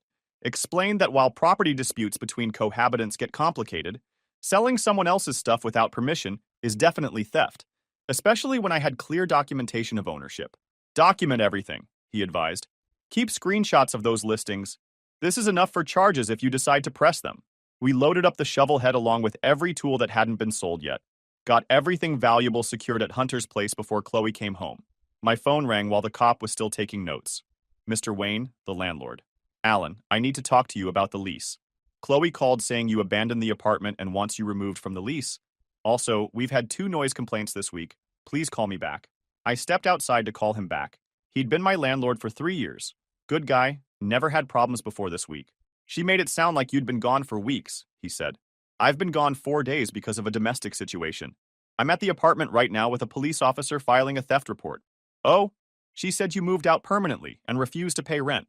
I haven't abandoned anything. In fact, if she wants off the lease, I'm happy to take it over solo. I can cover the full rent myself. Look, between you and me, I'd rather keep you as a tenant. You've never been late, Never had complaints until this week. If you want to take over the lease alone, I'm open to that conversation. What about the noise complaints? That's my concern, Alan. One more incident and I'll have grounds for eviction. The building has quiet hours, and apparently Monday night was pretty disruptive. After the cop left and we finished moving my stuff, I sat in my truck and took inventory. Tools stolen and listed for sale. Motorcycle almost sold. Noise complaints threatening my housing. Social media harassment campaign targeting my family and employer. And not once, had Chloe actually apologized for what her friends said or acknowledged how messed up the whole dinner situation was. It was all about the money and her bruised ego. Time to stop playing defense and go on the attack. Here's the thing about dealing with entitled people. Sometimes you have to speak their language, and their language is consequences. Round 1. The theft charges. First, I filed the theft report. The police officer had been clear. What Chloe did constituted theft regardless of our relationship status. Armed with case number, I contacted her directly for the first time since the restaurant. You have 24 hours to return all my property or I'm pressing charges, I texted. This includes tools currently listed on Facebook Marketplace under your name. Her response was immediate. Those are gifts. We lived together for 3 years. What's yours is mine. Wrong answer, sweetheart, called the detective handling my case. She's claiming the stolen property was gifts. I have receipts showing I purchased everything before we started dating. Text her back asking for documentation of these alleged gifts. When she can't provide any, we'll have her for theft and lying to police.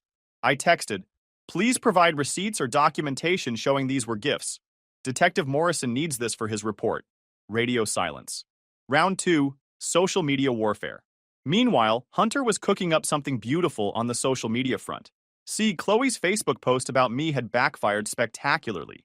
The comments section was now 70% people calling her out for posting someone's business online, especially after they found out about the tool theft. But Hunter found the golden egg. Brooke's Instagram story from the night before, showing her at another expensive restaurant, complaining about cheap men who can't afford to treat women properly.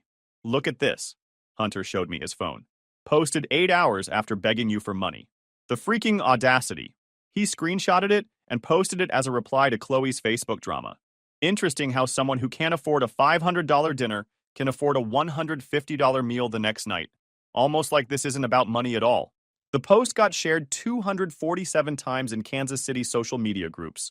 Local restaurant workers started commenting about how they'd served these women before, and they were known for being demanding, rude, and bad tippers.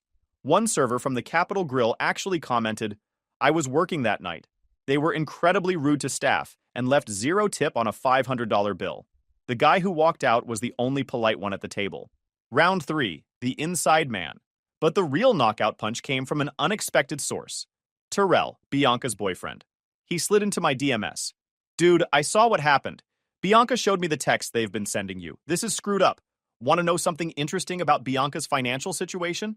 Turns out Bianca had been lying to everyone about her income. She'd been fired from her marketing job 3 weeks ago for repeatedly missing deadlines while networking, aka day drinking with the girls. She'd been living off credit cards and Terrell's paychecks while pretending to still have her salary. The Venmo request for emotional damages? She was literally broke and hoping I'd actually send money. I'm done with her entitled ass, Terrell told me. Watching her demand money from you after everything they said? That was my wake-up call. He sent me screenshots of their text conversation where Bianca called me a loser who doesn't know his place and said Chloe was slumming it with the help. The domino effect begins. Terrell moved out of their shared apartment that weekend. Without his income, Bianca couldn't afford her lifestyle or her half of the rent. Within days, she was begging on social media for temporary financial assistance during a career transition. You really can't write this level of irony. But I wasn't done yet. Not by a long shot. See, Chloe's employer had a social media policy. Very strict social media policy. Something about employees not posting content that could reflect negatively on the company's reputation. Her Facebook rant about our relationship? That mentioned her job title and company name in her bio. The harassment campaign? That was linked to her professional profile. I didn't report her. Didn't need to. Someone who worked with her saw the Facebook drama and recognized her name. Turns out publicly airing relationship drama while identifying yourself as a company employee violates several HR policies. She got called into a meeting Thursday morning, but the real masterpiece was what happened to Betty. Remember how she was documenting everything for when Chloe sued me? Well, she decided to escalate by creating a fake Google review for my electrical business, claiming I was unprofessional and unreliable. One problem: business defamation is illegal in Missouri. Another problem: she was dumb enough to use her real name and linked Facebook profile. My business lawyer sent her a cease and desist letter Friday afternoon. The review disappeared within hours, but not before Hunter screenshotted it for evidence. Saturday morning, I went full scorched earth. Detective Morrison called Tuesday morning. She returned most of the tools to the police station yesterday. Claims they were misunderstandings about shared property. Still want to press charges? Absolutely. She also forged my signature on the Craigslist ad for my motorcycle. That's fraud. We'll add that to the report. The arraignment was scheduled for the following Friday. Chloe showed up with her high-priced lawyer, looking like she wanted to disappear into the courthouse floor. Her attorney tried the domestic dispute angle, claiming this was all relationship drama that got out of hand. The prosecutor wasn't buying it. Chloe's lawyer called me Thursday. Some fancy downtown firm. Dude wanted to work out a deal to avoid criminal charges. Offered compensation for inconvenience and to cover my legal fees if I drop everything. I told him my counteroffer. She pleads guilty to theft, pays full restitution, and stays the hell away from me. No deal on dropping charges. He hung up on me. 5 minutes later, I got a Venmo payment for $1,847, apparently what she'd calculated as damages for the tools and her listing fees. Too little, too late, sweetheart. The preliminary hearing was brutal. Chloe showed up in a borrowed business suit looking like she was about to puke. When the judge asked me for documentation proving ownership, I had receipts going back 6 years plus photo evidence from my insurance policies. When he asked Chloe for any documentation showing these were gifts or shared property, her lawyer whispered frantically in her ear before admitting they had nothing. Boom. Guilty plea to misdemeanor theft. 1 year probation. $2,500 fine. Full restitution. The conviction went on her permanent record. Turns out actions have consequences. Wild concept. But that was just the beginning. Her company's background check policy required employees to disclose criminal convictions within 30 days. When HR found out about the theft charge, they started asking questions about her judgment and professionalism. The promotion? Officially rescinded. She got moved to a different department handling accounts nobody wanted. Mr. Wayne served her with eviction papers the same week. The noise complaints, combined with the police visits for the theft investigation, violated multiple lease terms. She had 30 days to vacate. Betty's fake Google review came back to bite her harder than she expected. My business lawyer filed a defamation lawsuit seeking $15,000 in damages for harm to my professional reputation. Her insurance company settled for $8,000 rather than go to trial, but dropped her coverage afterward. Good luck finding new insurance with a defamation settlement on your record. She also got fired 3 weeks later. Someone in HR saw her LinkedIn, where she'd been posting about dealing with difficult people and handling unprofessional contractors. They put two and two together and realized she was the subject of a defamation lawsuit while representing the company online, violated their social media policy and professional conduct standards. Brooke's downfall was pure mathematics. Her boyfriend Derek pulled her credit report during their lease renewal application and discovered she had $47,000 in credit card debt. She'd been living on borrowed money for 2 years. When he confronted her about the debt, she tried to convince him they were investments in their future together and that he should help pay them off. He moved out that weekend. Without Derek's income, she couldn't make minimum payments on the cards. Had to sell her car, move back in with roommates, and take a second job bartending nights. The influencer lifestyle evaporated overnight, but Bianca won the championship belt for spectacular collapse. Terrell didn't just move out. He'd been documenting her financial abuse for months. The Venmo requests, the demands for expensive gifts, the way she'd run up restaurant bills and expect him to cover them. He sent all of it to a friend who worked in family law. The lawyer filed a restraining order on Terrell's behalf, citing emotional and financial manipulation. With the restraining order on her record, Bianca couldn't pass the background check for her new job at a marketing firm. She'd already been unemployed for 6 weeks and burned through her savings trying to maintain appearances. Her parents cut her off when they found out about the legal troubles. Apparently, getting served with court papers while living in their basement wasn't the temporary setback they'd been promised. Last I heard, she was working at a call center in Independence and living in a studio apartment that smells like cigarettes and disappointment. The friend group imploded entirely. When Chloe lost her income and apartment, she couldn't afford to be the meal ticket anymore. Betty was too broke from legal fees to pick up the slack. Brooke was working 2 jobs just to make rent. Bianca was persona non grata with a restraining order. They started blaming each other for everything. Bianca accused Chloe of destroying our lives by dating down. Betty claimed she was just being honest, and everyone else was too sensitive. Brooke said they were all toxic influences who'd corrupted her judgment. The group chats went silent. The dinner invitations stopped. 3 years of fake friendship dissolved the moment their financial situations couldn't support their lifestyle anymore. Meanwhile, I moved into my new place in the Crossroads district, finished the shovelhead restoration, and picked up enough side work to buy a second project bike. Hunter still brings Elsie's barbecue over on Sundays, and we work on motorcycles without anyone calling it a waste of money. Terrell stops by sometimes. We compare notes on our ex's latest legal troubles and marvel at how much better life gets when you stop subsidizing other people's entitlement. Life is good. Story 4. This story is titled, My Parents Bought My Brother. A Tesla then asked me to take the blame when he crashed it. Hey Reddit! So my parents bought my golden child brother a fucking Tesla, then tried to make me take the blame when he crashed it. Buckle up, because this is about to be the wildest family betrayal story you've read all week. So I, 24 male, have been getting the absolute shit end of the stick in my family since I was a kid. My younger brother Tristan, 21 male, is the golden child who can literally do no wrong in my parents' eyes. The favoritism in our house is so obvious, it would make a sitcom writer blush. I'm not even exaggerating. This is some straight up everybody loves Raymond type bullshit. Let me break this down for you guys. Since I turned 18, I've been forced to pay $400 monthly rent to live at home. Yeah, you read that right. $400 to live in the same house I grew up in a bedroom that hasn't been updated since I was 12. Meanwhile, my brother lives completely rent-free, eating food I help pay for, using utilities I help cover, and generally acting like he owns the damn place. When I finally got the balls to call out this obvious BS, my parents hit me with that classic our house, our rules garbage that parents use when they know they don't have a real explanation. The double standards don't stop there. When I was in high school, I had to maintain a 3.8 GPA while working weekends at a local hardware store. I wasn't allowed to go to parties because I needed to focus on my future. Tristan? This dude barely passed his classes, never held a job through high school, and was allowed to party every weekend because he's just being social and needs to enjoy his youth. Every achievement of mine got a half-hearted good job, while Tristan got praised for the bare minimum effort.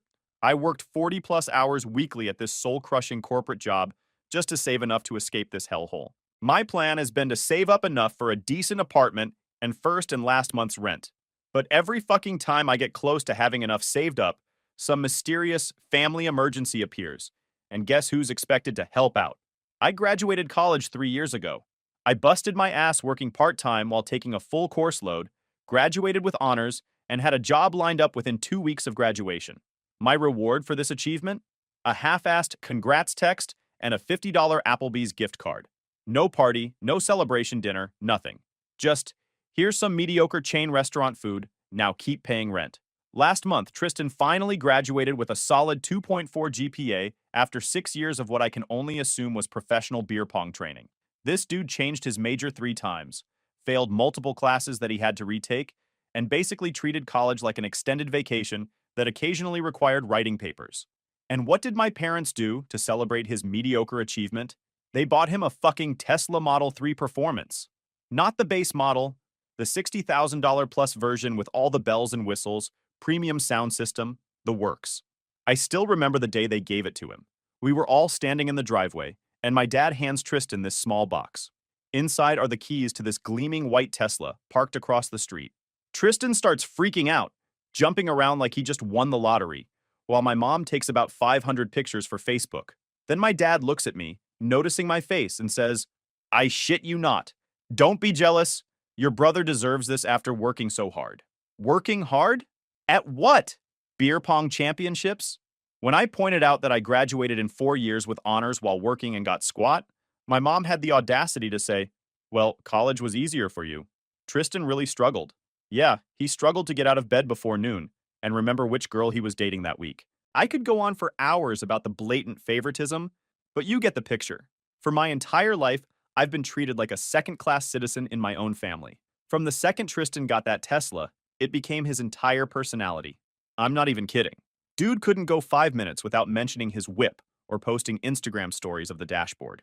The car wasn't just transportation for him. It was his whole identity now.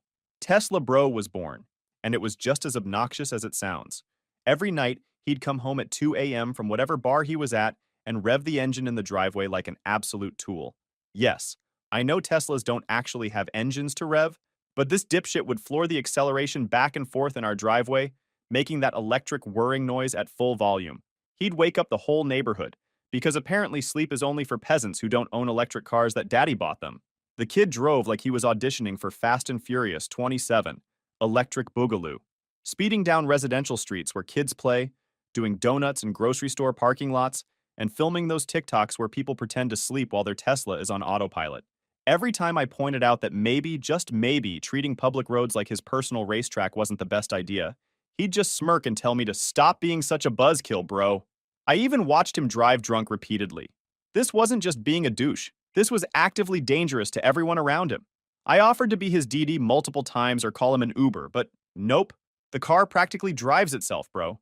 Yeah, except the autopilot doesn't magically make alcohol not affect your judgment or reaction time. His friends were no better. They'd pile into the Tesla, usually 4 or 5 of them, all equally wasted, and they'd go joyriding, their word, not mine. I warned all of them multiple times that something bad was going to happen. I warned my parents too. They all told me to mind my own business. My mom actually said, and I'm quoting directly here, "You're just jealous you don't have friends who want to have fun with you." Yeah, Mom. I'm super jealous I don't have friends who want to die in a fiery crash or kill innocent people. You caught me. With each passing day, Tristan got more reckless. The videos got more dangerous. The speeds got higher. It wasn't a question of if something would happen, but when. And everyone, except me, seemed completely blind to what was coming.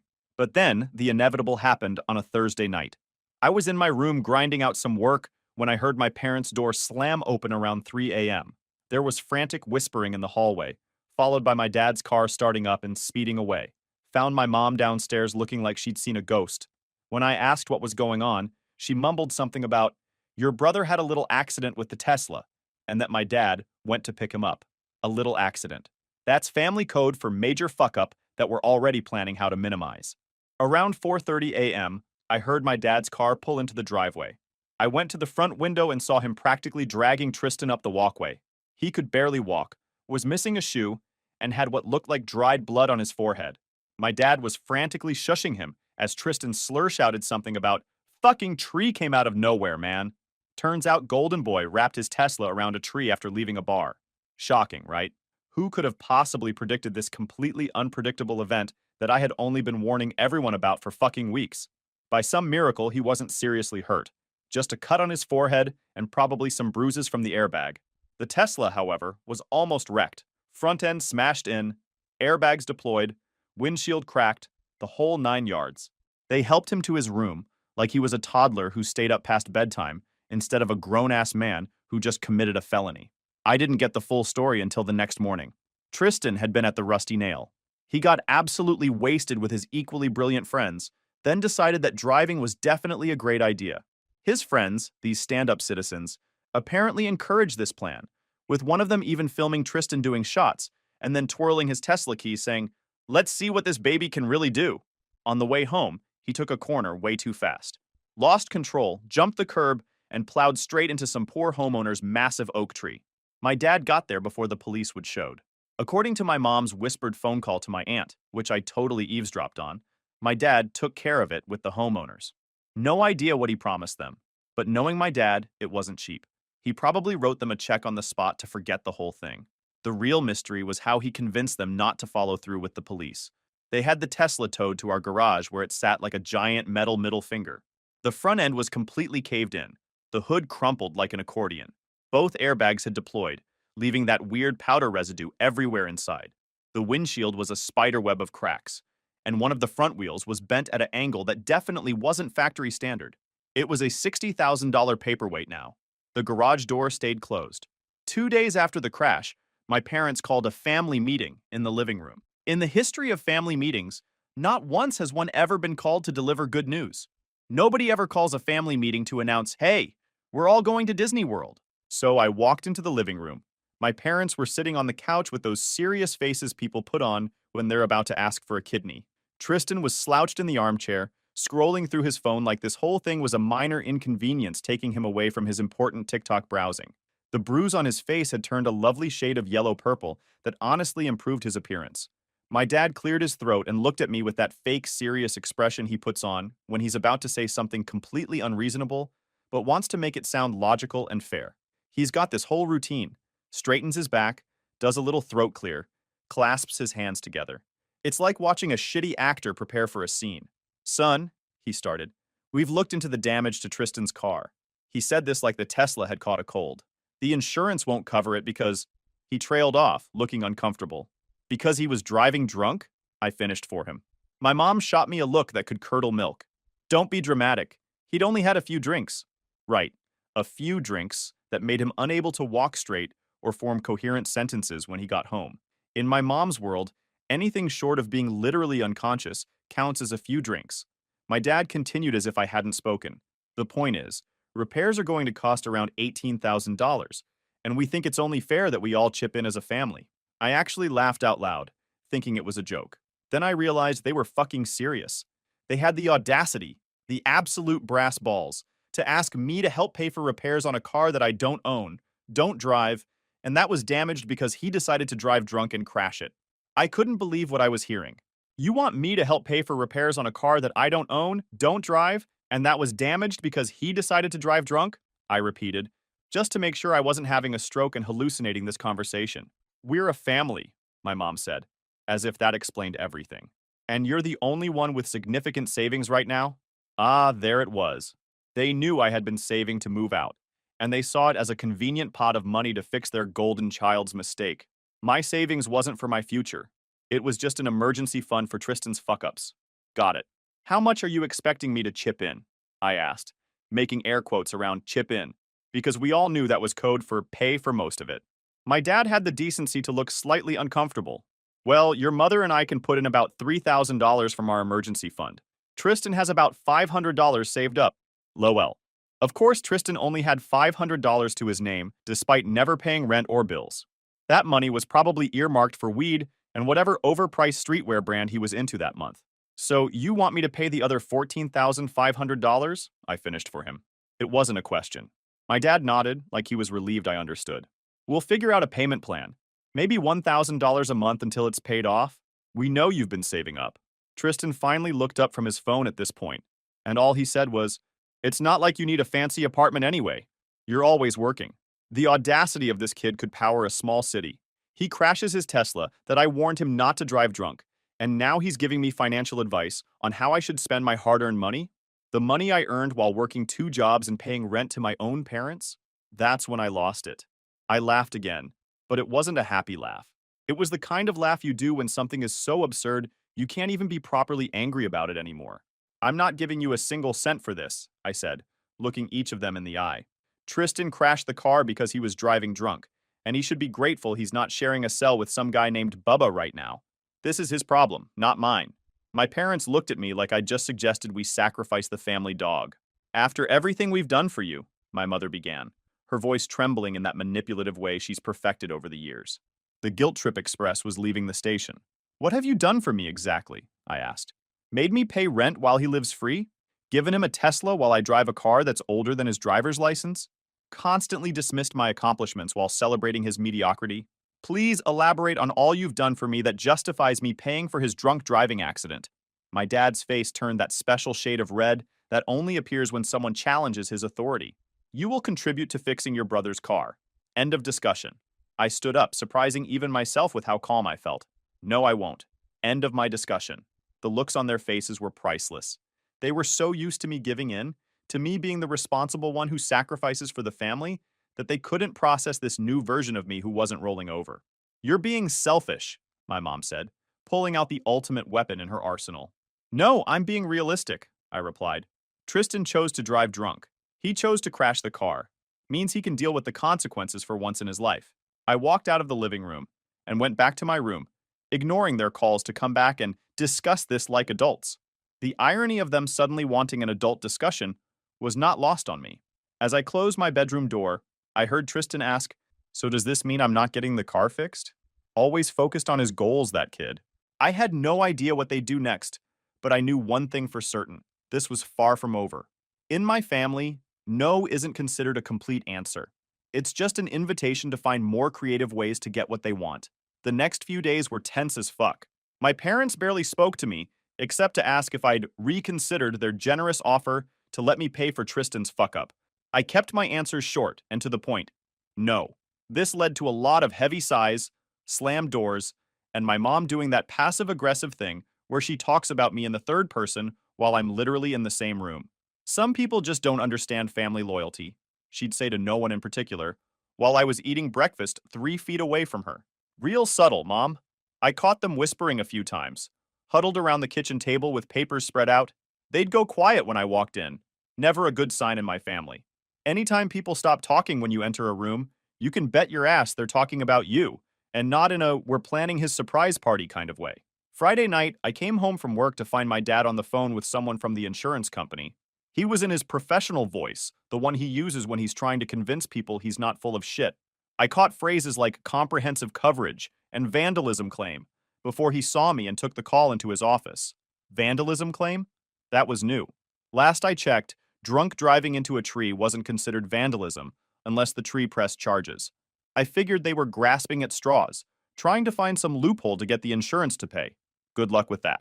Insurance companies employ entire departments of people whose only job is to find reasons not to pay claims. But whatever. Not my circus, not my monkeys. Saturday morning started with a bang. Literally. I was jolted awake at around 7 a.m. by what sounded like someone beating the shit out of a metal trash can.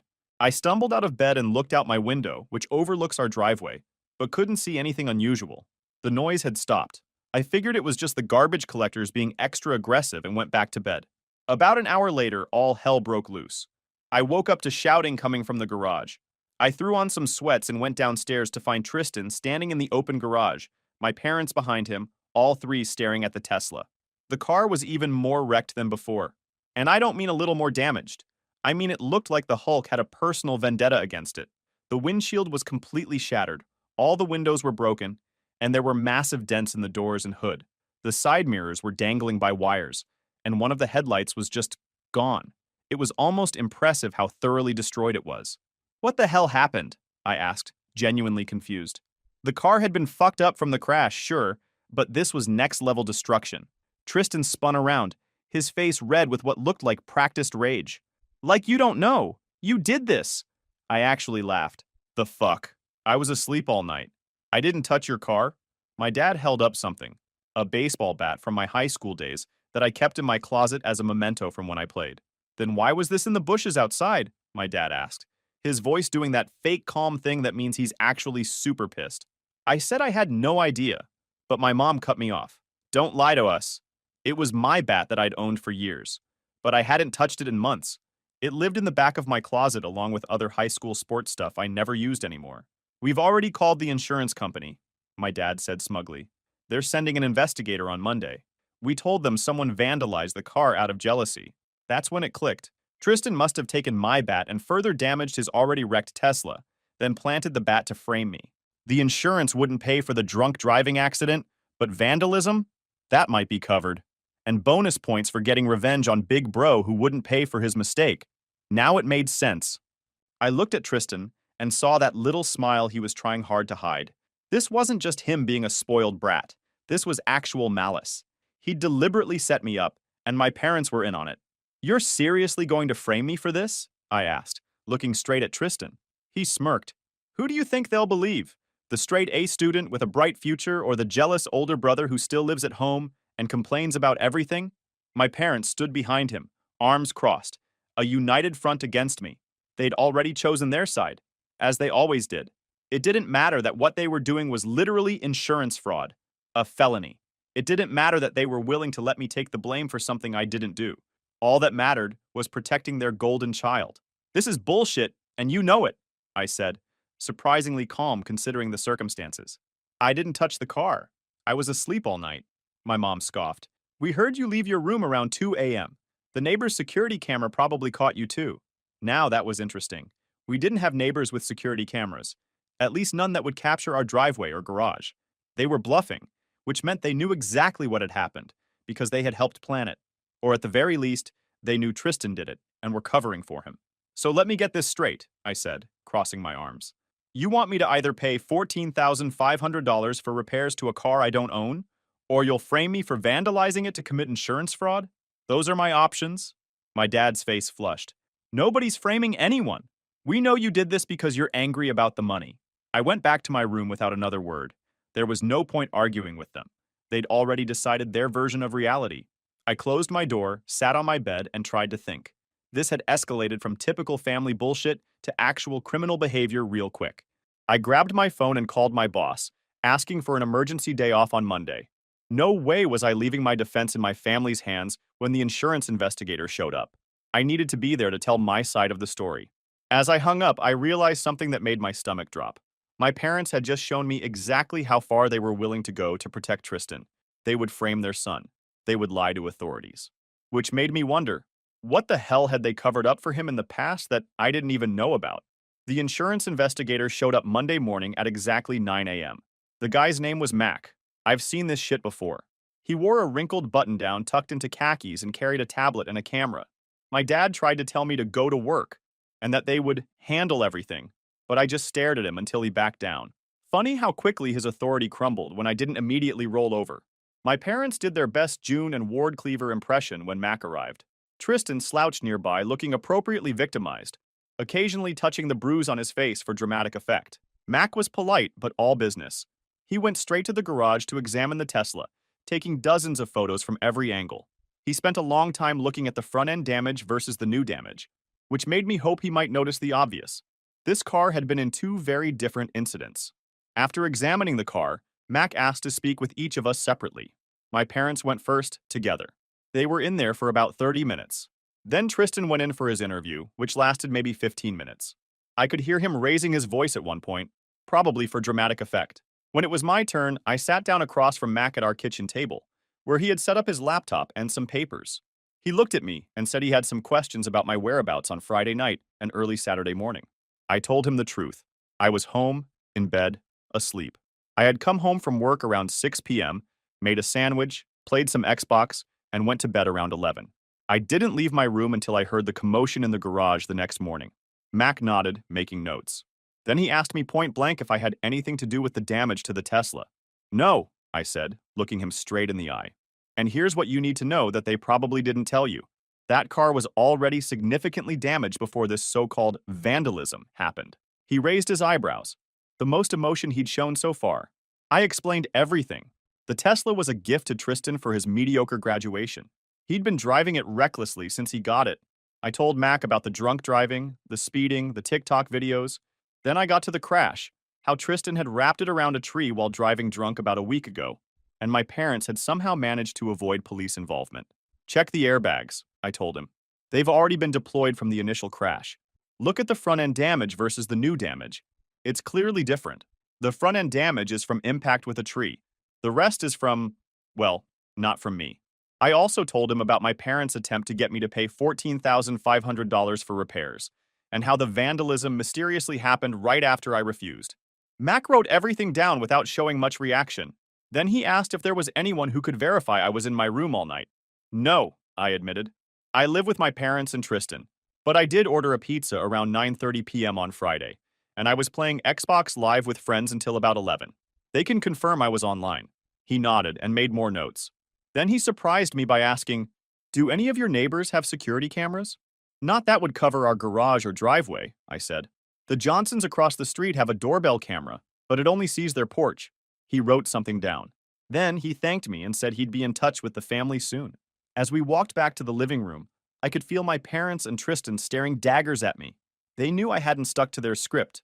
After Mac left, all hell broke loose. My parents lost their collective minds. How dare I tell the truth to the investigator? The horror. My mom cried about me, trying to ruin Tristan's life over one mistake, as if drunk driving and insurance fraud were on the same level as forgetting to take out the trash. My dad got in my face, pointing his finger and telling me I'd better call the investigator back and fix this if I knew what was good for me. Tristan just smirked from the couch, confident his plan would work because it always had before. The golden child always wins, right? I went to my room and locked the door, ignoring their demands to come back downstairs. For the next 2 days, I went to work, came home, went straight to my room and locked the door. I ordered delivery food and only came out when I knew they were asleep. It was like living in a hostile foreign country, where I didn't speak the language, and everyone hated me. On Wednesday afternoon, I got a text from an unknown number. "This is Mac from State Farm Insurance. Could you meet me on Main Street at 4 p.m. today? I have some follow-up questions." I texted back that I'd be there. I didn't tell my family where I was going. I just left work and went straight to Starbucks.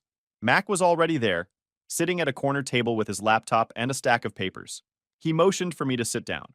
"I wanted to talk to you away from your family," he said, his voice low. "We've uncovered some inconsistencies in the claim." Turns out, Mac was more thorough than my family anticipated. He'd canvassed the neighborhood looking for security footage and found something. The neighbors 2 doors down had installed a new security system last month that had a wide-angle camera covering most of the street. And guess what it captured at 2:13 a.m. on Saturday morning? Tristan, clear as day, taking my baseball bat from my car's trunk, where I kept sports equipment, and going on his already damaged Tesla. The footage showed him methodically breaking every window, denting the hood and doors, and even ripping off one of the side mirrors. Max slid his tablet across the table to show me the footage. There was my brother, at 2 a.m., staging the entire thing. It was so obvious and funny. "I've been doing this job for 15 years, Max said, "and this is one of the dumbest frame jobs I've ever seen." He then told me he'd already reported the findings to his superiors at the insurance company. They were denying the claim and had referred the case to their fraud department. He had also been in contact with the local police, who wanted to speak with me and Tristan. "The police officer will be here in about 10 minutes, Max said. "I wanted to give you a heads up before they contact your family. Given the circumstances, I thought you might prefer to talk to them separately." I thanked him, genuinely grateful for his thoroughness and for believing me. The police officer arrived. She was a woman. She took my statement, showed me the footage again, and asked if I wanted to press charges against Tristan for attempting to frame me. "The DA will decide whether to pursue the insurance fraud charges," she explained. "But for the false reporting and the attempt to frame you, that's your call." I sat there thinking, yes, Tristan is my brother, my flesh and blood, but he was also the person who had deliberately tried to frame me for a crime I didn't commit, who would have happily let me take the fall for his drunk driving and subsequent tantrum, potentially ruining my record, my job prospects, my life. I thought about all the years of favoritism, all the double standards, all the times I'd been made to feel less than because I wasn't Tristan. I thought about how they were willing to let me take the fall for insurance fraud to protect him. And then I thought about how fucking tired I was of all of it. "Yes," I told the officer. "I want to press charges." No hesitation, just a simple yes. She nodded, made some notes, and asked me to come to the station later to give a formal statement. We agreed on 6 p.m. that evening. I drove home, pulled into our driveway around 5 p.m. to grab some stuff before heading to the police station. To my surprise, a police cruiser was already parked out front. Looked like Officer Rivera hadn't wasted any time. Walking into my house that moment was like walking into a war zone. My mom was pacing and crying in the living room. Dad was on the phone with someone, talking frantically about misunderstandings and family matters. Tristan was sitting on the couch looking pale as fuck. Usually he had this permanent smug expression, like the cat who ate the canary and then successfully blamed it on the dog. When my mom saw me, she rushed over. "What have you done?" "The police were just here. They're saying Tristan could be charged with fraud." "I didn't do anything. Tristan did this to himself when he decided to frame me for vandalizing his car."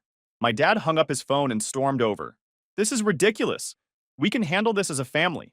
You need to call them back right now and tell them you don't want to press any charges." "No," I said simply. "I'm done covering for him. I'm done being the fall guy. None of you can make me drop the charges now." The aftermath was exactly the shit show you'd expect. My mom vacillated between crying and trying to guilt me into dropping the charges. My dad switched between threatening me and offering bribes. Suddenly he could help with my rent on a new apartment if I just made this go away. Tristan tried apologizing, but it came off as sorry I got caught rather than sorry I'm a scheming asshole. At 5:45, I went upstairs. I knew I wouldn't want to come back to this house after giving my statement. So I packed a duffel bag with clothes, my laptop, and some important documents. When I came back downstairs with my bag, my parents looked alarmed. "Where do you think you're going?" my dad demanded. "I'm going to the police station to give my statement, and then I'm staying with a friend for a while." My mom started wailing louder. "You can't leave. We need to handle this as a family." "We stopped being a functional family a long time ago," I replied. "Maybe we never were." My dad stepped in front of the door, blocking my exit. "If you walk out that door and go through with this, don't bother coming back. You'll no longer be welcome in this house." If you do this to your brother, you're choosing to destroy this family. I looked him straight in the eye. No, Dad. I'm not destroying the family. I'm refusing to let the family destroy me anymore. And if you are really willing to disown me because I didn't let that happen, I'm fine with it. I stepped around him and walked out the door. He called after me, something about ungrateful children and family loyalty, but I didn't look back. I got in my car and drove to the police station. Giving my formal statement took about an hour. The officer explained what would happen next. Tristan would be charged with filing a false police report, attempted insurance fraud, and potentially additional charges related to the original DUI crash that had never been properly reported. This might get messy, she warned me. Family cases often do. Are you sure you want to proceed? I nodded. I'm sure. When I left the police station, I had a text from my buddy Chris. Got your room ready. Ordered food, don't be late, bro. I'd called him earlier to see if I could crash at his place for a few days, and being the solid friend he is, he didn't even ask questions. As I drove to Chris's apartment, my phone blew up with texts and calls from my family. I turned off my phone and kept driving. For the first time in years, maybe ever, I felt like I was finally stepping up for myself. Chris was waiting on his porch when I pulled up, 2 sodas in hand. He didn't ask for details right away, just helped me with my bag and told me that whatever it is, we'll figure it out. And in that moment, I realized something important. This was what actual family was supposed to feel like. Not obligation, not manipulation, not constant competition, just unconditional support. The kind I'd never found at home. Edit 1. Holy shit, this blew up overnight. Thanks for the awards and support, Reddit. That means a lot, guys.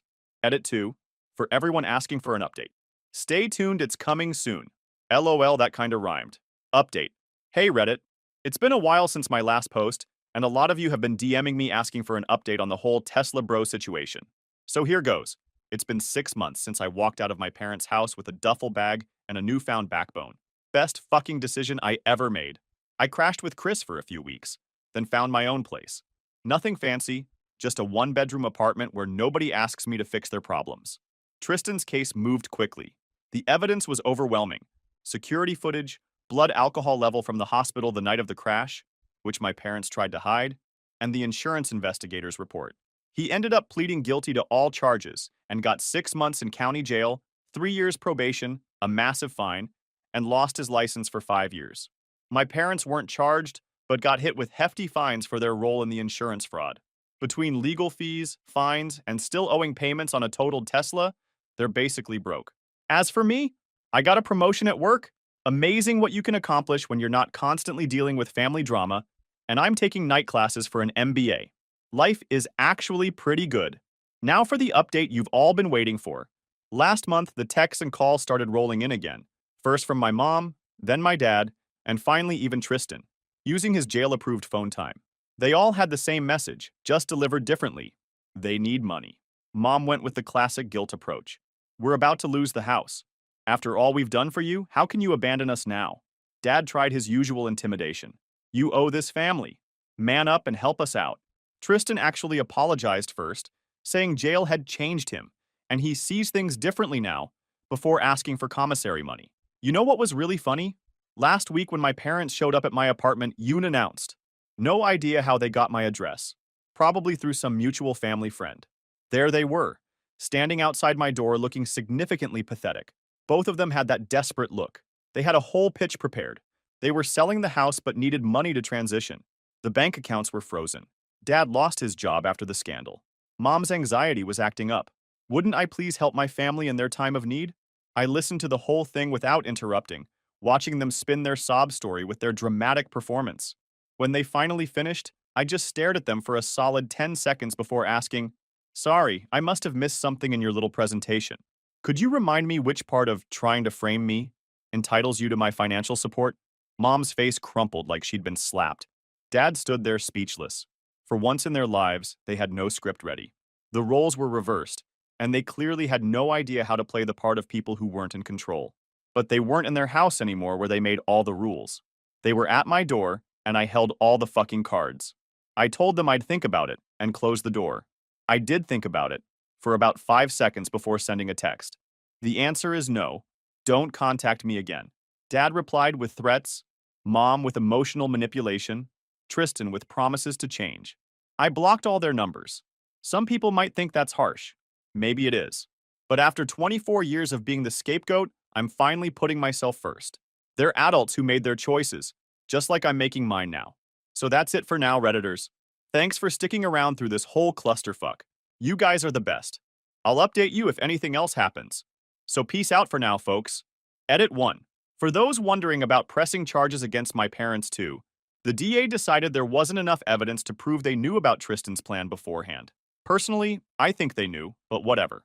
The financial consequences they're facing now are probably worse than what the courts would have done anyway. Edit 2. To the few people DMing me saying, but they're still your family.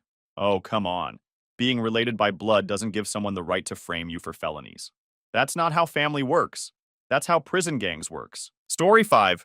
This story is titled, My Wife Cheated with Her Boss, and My Daughters Helped Hide It. So I took my nuclear revenge. Hey everyone! I spend so much time finding these stories for you. If you enjoy the content, please hit that subscribe button. It means the world and helps keep this journey going strong. Let's grow together. Now let's start the video. OP starts by saying, I'm not even sure why I'm writing this. Maybe to vent. Maybe to get it out of my system. Maybe to make sense of it all, because right now, my life feels like it's been ripped to shreds and I can barely keep it together. I just need to tell someone, even if it's strangers on the internet. For almost 30 years, I thought I had the kind of life most people dream about. I married my wife, Jane, when we were young. She was 20, I was 22. We were broke as hell back then, but we were happy. We built a life together from scratch. Raised 2 daughters, Alice and Maddie. They were everything to me, my pride and joy. Alice, my oldest, is 26. She's always been the overachiever. Valedictorian in high school, graduated top of her class in college, and now she's getting married this fall to her longtime boyfriend. Maddie is 24, my youngest. She's always been the more carefree one. She's sweet, always quick to smile, and she's been really close to me since she was little. I'd always thought I had a great relationship with both of them. Jane and I had a good marriage, or at least that's what I thought. Sure, we had our ups and downs, like every couple. Financial struggles when the kids were young, arguments here and there, health scares. But through it all, we stuck together. I thought we were a team. I really believed we'd grow old together, that we'd be that old couple sitting on the porch, laughing about the crazy days when we were young. I loved her with everything I had. Last week, everything came crashing down. It was just a regular weekday. Jane told me she was going out for dinner with Alice and Maddie. They do this pretty regularly, every couple of weeks. Girls' dinner, they call it. It's their time to catch up, laugh, and share things they don't want to talk about with me. I never minded. In fact, I loved that they were close. It made me proud as a husband and father, like I'd done something right in raising a family that loved each other so much.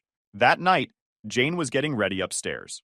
I was in the kitchen, sipping coffee and scrolling through the news on my phone. I remember it so clearly. Her phone buzzed on the counter. It wasn't unusual. She gets messages from the girls all the time, especially when they're organizing plans. Without thinking, I picked it up. I'm not proud of what I did next. I didn't have any reason to be suspicious. But for some reason, I opened the message. It was from an unsaved number. Can't wait to see you tonight. I froze. My first reaction was confusion. This couldn't be right. It had to be a mistake, or maybe it wasn't what it looked like. I stared at the message for what felt like forever, my mind racing. Finally, I tapped on the thread to see the rest of the conversation. What I found destroyed me. The messages weren't long, but they didn't have to be. They were enough to tell me exactly what was going on. The texts were from her boss. They were meeting for dinner, and it was obvious this wasn't a business dinner. The tone of the messages was flirty, affectionate. There were texts from earlier that week. I miss you. Once a week isn't enough. Jane had replied, I miss you too. My stomach turned. My heart started racing. My hands were shaking so much I almost dropped the phone. This was my wife. The woman I'd built my life with, the mother of my children. She was having an affair. I didn't know what to do. Part of me wanted to march upstairs and confront her right then and there. But I couldn't. I was in shock, trying to process what I'd just seen. I needed more information. I needed to be absolutely sure. A few minutes later, Jane came downstairs. She was dressed up, looking beautiful as always. She smiled at me, kissed me on the cheek, and said, Don't wait up, okay? Her voice was so casual, so warm, like everything was normal. I don't know how I kept it together, but I managed to say, Have fun with the girls. As soon as she walked out the door, I grabbed her phone and turned on location sharing. I'd never done anything like that before. I'd never felt the need to spy on her or anyone else. But in that moment, I didn't care. I needed to know the truth. I sat there for a while, staring at my own phone, waiting for her location to update. When it finally did, my heart sank even further. She wasn't heading to the restaurant where she and the girls usually met. She was going somewhere else, a place we'd been to many times as a family. I texted Alice and Maddie, "What time are you meeting Mom for dinner?" Both of them responded almost immediately. Alice said, 7 o'clock, can't wait to see her. Maddie said something similar. They were lying. My own daughters were lying to me. I couldn't believe it. I didn't want to believe it. But at that moment I knew. Jane wasn't the only one betraying me. My daughters were part of it too. I waited a little longer, watching Jane's location. She arrived at the restaurant. I grabbed my car keys and drove there, my heart pounding the whole way. When I got there, I parked outside and looked through the window. It didn't take long to find her. She was sitting at a table near the back with her boss. They were holding hands, laughing, completely unaware that I was watching them. It felt like a knife in my chest. I pulled out my phone and snapped a picture of them. I don't even know why I did it. Maybe to prove to myself that it was real, that I wasn't imagining things. Then I drove away. As I sat in my car, staring at the picture of my wife with another man, I felt a wave of emotions. Anger, sadness, disbelief. I didn't know what to do. I didn't know how to face her, how to confront her. So, I didn't. Not yet. Instead, I opened our family group chat and sent the picture. Just the picture, with a simple caption. Period. Glad you're enjoying girls' dinner. Then I turned off my phone and drove to my brother's house. I didn't want to deal with the fallout yet. I couldn't. I wasn't ready. That night, I lay awake in my brother's guest room, staring at the ceiling, trying to understand how my life had fallen apart so quickly. I'd always thought of myself as a good husband, a good father, but now I wasn't so sure. Everything I thought I knew about my life, my marriage, my family, felt like a lie. I didn't go home that night. I couldn't. After I sent that photo in the family group chat and turned off my phone, I drove aimlessly for a while before finally pulling into my brother's driveway. It was late, but he let me in without asking too many questions. He could tell something was wrong, though. I guess it was written all over my face. I didn't tell him the full story then. I just said I needed a place to crash for the night. He offered me a beer, but I wasn't in the mood. I just wanted to be alone. I spent the night on his couch, staring at the ceiling, unable to sleep. My mind was racing, trying to process everything that had happened in the past few hours. I kept replaying the moment I saw them together in the restaurant. The way Jane smiled at her boss, the way they leaned in close to each other, holding hands like two teenagers in love. It made me sick. How long had this been going on? How had I been so blind? And then there was Alice and Maddie, the way they lied to me so casually, like it was nothing. I raised them to be honest, to have integrity. Yet, here they were, helping their mother cover up an affair. It felt like a betrayal on a completely different level. The next morning, I finally turned my phone back on. It immediately lit up with notifications, texts, missed calls, voicemails. Jane had called me dozens of times. Alice and Maddie had texted me as well. I didn't have the strength to read everything at once, so I skimmed through. Jane's messages were what I expected. Please call me. I can explain. It's not what you think. We need to talk. I didn't listen to her voicemails. I couldn't bring myself to hear her voice. I knew it would just make me angrier. Maddie's messages hit differently. She sent me wall after wall of texts, apologizing profusely. Dad, I'm so sorry. I never should have lied to you. I hate myself for what I did. Please don't hate me. Can we please talk? I'm so scared I've ruined everything. She even had her boyfriend text me. Hey, this is Josh. Maddie's really upset and having a panic attack. She's scared you'll never forgive her. Please call her. I didn't reply to her either. I didn't know what to say. Alice, on the other hand, was a different story. Her text was short and cold. Dad, I'm sorry you found out this way, but I think you're overreacting. Don't throw away a good marriage over one mistake. Overreacting? One mistake? My blood boiled. This wasn't just a mistake. This was a full-blown betrayal, not only by Jane, but by Alice and Maddie too. They lied to me. They helped their mother cover up something that completely shattered our family. I couldn't help but think about all the times they must have lied to my face. Every time I asked about their plans and they told me they were going to dinner, knowing full well what Jane was really doing. Every time they smiled at me, acting like everything was normal, all the while hiding the truth. I spent most of the day stewing in my own anger and heartbreak. My brother tried to talk to me, but I wasn't ready to open up yet. I needed time to sort through my thoughts. By the afternoon, I decided I couldn't let this go without saying something. I started by texting Maddie. I kept it short. Period. Maddie, I love you, but what you've done has hurt me deeply. I need space to figure things out. She replied almost instantly. I'm so sorry, Dad. I'll never forgive myself for this. I love you so much. I didn't respond. Then I texted Alice. Period. Alice, this isn't a mistake. This is a betrayal from my entire family. Please don't contact me until I'm ready to talk. She didn't reply, but I know she must have shown Jane because Jane started texting me again shortly after. Don't take this out on the girls. They were just trying to protect me. They didn't mean to hurt you. I ignored her. I wasn't interested in excuses. Later that evening, I finally told my brother the full story. I showed him the messages, the photo, everything. He was furious on my behalf. You need to cut them all off, he said. They clearly don't respect you. Why should you keep them in your life? His words hit me hard. Because deep down, I knew he was right. But cutting off my daughters? That was a step I wasn't sure I could take. That night, I started thinking about the next steps. I knew my marriage to Jane was over. There was no coming back from this. I didn't even want to try. But what about Alice and Maddie? Could I ever trust them again? Could I ever look at them the same way, knowing what they did? I decided I needed time. Time to think, time to process, time to figure out how to move forward. But one thing was certain. My life as I knew it was over. The fallout didn't just hit like a bomb. It lingered. A slow, suffocating burn. By the time I got back to my brother's place that evening, I wasn't angry anymore. I was numb. Every emotion I had felt earlier, the rage, the disbelief, the heartbreak, had given way to a dull, crushing weight in my chest. It was like the life I had built, the one I thought was rock solid, was crumbling, and all I could do was watch. The first thing I noticed when I turned on my phone was the silence. For all the notifications and missed calls earlier in the day, now there was nothing new.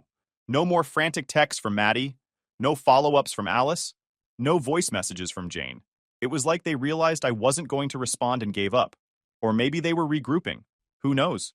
Either way, the quiet was unsettling. The silence gave me time to think, and that wasn't a good thing. When the anger was gone, all that was left was the hurt. The questions that kept swirling in my head like a tornado. How long had this been going on? How many times had Jane lied to my face? Did Alice and Maddie ever feel guilty about what they were doing? Or was this all just normal for them, betraying their father to protect their mother? I sat down with my brother that night and laid it all out for him. He didn't say much while I was talking, just listened. I told him about finding the texts on Jane's phone, the lies from Alice and Maddie, the picture I took of Jane with her boss at the restaurant, and the family group chat bomb I dropped before disappearing. When I finished, he leaned back in his chair and shook his head. That's messed up, he said. I don't even know where to start. I mean, I always thought Jane was a little, too polished, but I didn't think she'd do something like this. And the girls? Man, I don't know. It's low. It was a relief to hear someone else say it out loud, to confirm that I wasn't overreacting or losing my mind. But it didn't make it any easier. My brother was furious on my behalf, which helped in the moment. But the truth was, I didn't need his anger. I had plenty of my own. What I needed was clarity, a way forward. I had none. The next morning, I decided to stop wallowing and start doing something. The first step was getting my finances in order. I couldn't think about the emotional side of things if I didn't protect myself first. I spent most of the day canceling joint accounts, moving money into a separate account Jane couldn't touch, and locking down anything that might be at risk during the divorce. I wasn't going to let her use my grief as an opportunity to blindside me. But it wasn't just about Jane. As I went through my accounts, I couldn't stop thinking about all the money I had spent, or was planning to spend, on Alice's wedding. Tens of thousands of dollars gone. All for a daughter who had looked me in the eye and lied, who had helped her mother betray me. The thought made me sick. I made a mental note to talk to my lawyer about it. Maybe I couldn't get that money back, but I sure as hell wasn't going to pay another cent. By the afternoon, I was ready to take the next step. I called a lawyer. Well, several lawyers, actually. My brother had recommended I meet with a few before choosing one, so I spent the rest of the day sitting in offices, retelling the story to strangers who were trying very hard to act professional while clearly judging the situation. By the end of the day, I had picked someone. She was tough, smart, and most importantly, aggressive. I told her I wanted this to be as clean and quick as possible, but I also wanted to make sure Jane didn't walk away with anything she didn't deserve. The lawyer reassured me, saying she'd handled plenty of cases like this before. That didn't make me feel any better, but at least I felt like I was in good hands. That night, as I sat alone in my brother's guest room, I started to think about what I wanted to say to Jane. I hadn't confronted her yet. I'd been avoiding it, partly because I didn't trust myself to stay calm, and partly because I didn't want to give her the satisfaction of explaining herself. What could she possibly say that would make any of this okay? But I knew I couldn't avoid her forever. At some point, I'd have to face her, and when I did, I wanted to be ready. I didn't want to get sucked into her excuses or her tears. I needed to stay focused, to remind myself why I was doing this. I wrote down everything I wanted to say, every question I wanted to ask, every point I wanted to make. I didn't know if I'd actually use it, but writing it down helped. It made me feel like I had some control, like I wasn't just a victim in all of this. The hardest part, though, was thinking about Alice and Maddie. I hadn't spoken to them since sending those texts, and I didn't know if I could. How do you talk to your daughters after finding out they've been lying to you for months? How do you even begin to rebuild that trust? I wanted to believe that Maddie's apologies were sincere, that she was truly sorry for what she'd done. But how could I trust that? How could I trust anything she said after what I'd discovered? And Alice, her cold, dismissive response had shattered me. I always knew she was closer to Jane, but I never thought she'd side with her mother in something like this. It felt like she'd made her choice, and it wasn't me. That night, I made another decision. I wasn't going to reach out to them. If they wanted to fix this, they'd have to come to me.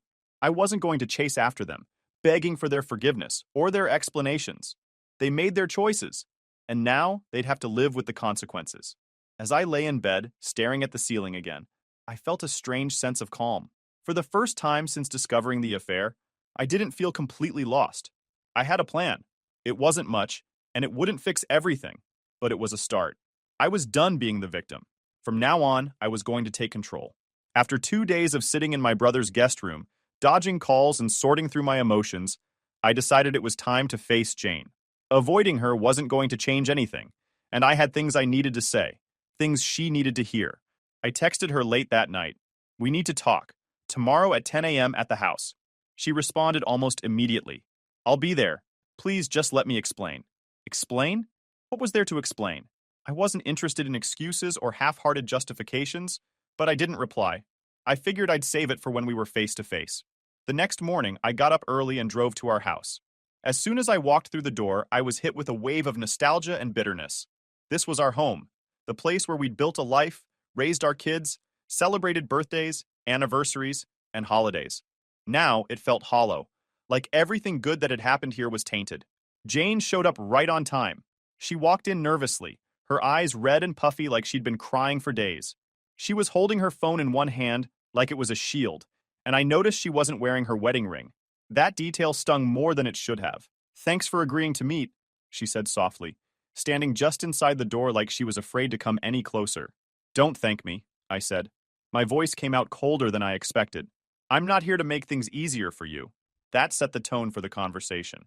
We sat down at the dining room table, the same table where we'd shared countless family dinners. She started talking right away, saying all the things I'd expected her to say. It wasn't serious. It didn't mean anything. It was a mistake.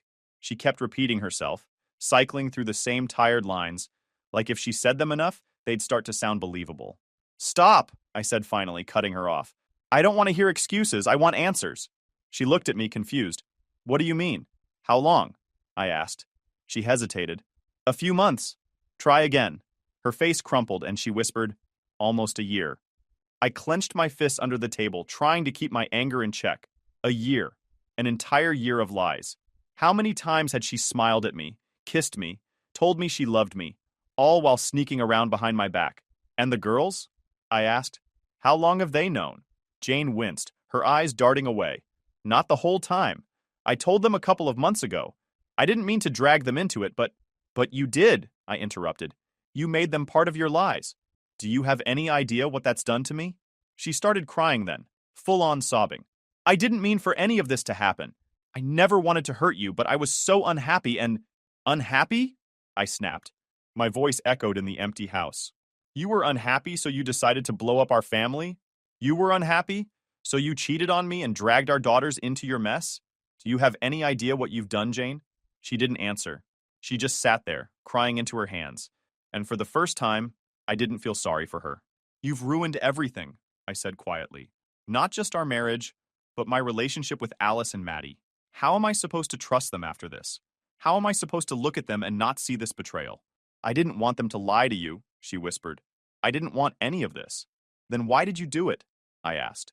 Why didn't you come to me if you were so unhappy? Why didn't you try to fix things instead of sneaking around behind my back? She didn't have an answer. Or maybe she did, but it didn't matter. Whatever she said wouldn't change what she'd done. After a long silence, I stood up. I'm filing for divorce, I said. You'll hear from my lawyer soon. Please don't do this, she begged, standing up too. We can work through this. We can fix it. There's nothing to fix, I said. You made your choice, and now I'm making mine. Before I walked out, I turned to her one last time. By the way, don't expect me to pay for Alice's wedding anymore. She can ask her boss to foot the bill, since you're both so good at keeping secrets. Her face crumpled again, but I didn't stick around to see her reaction. On my way out of the house, I paused in the hallway, staring at the family photos hanging on the wall.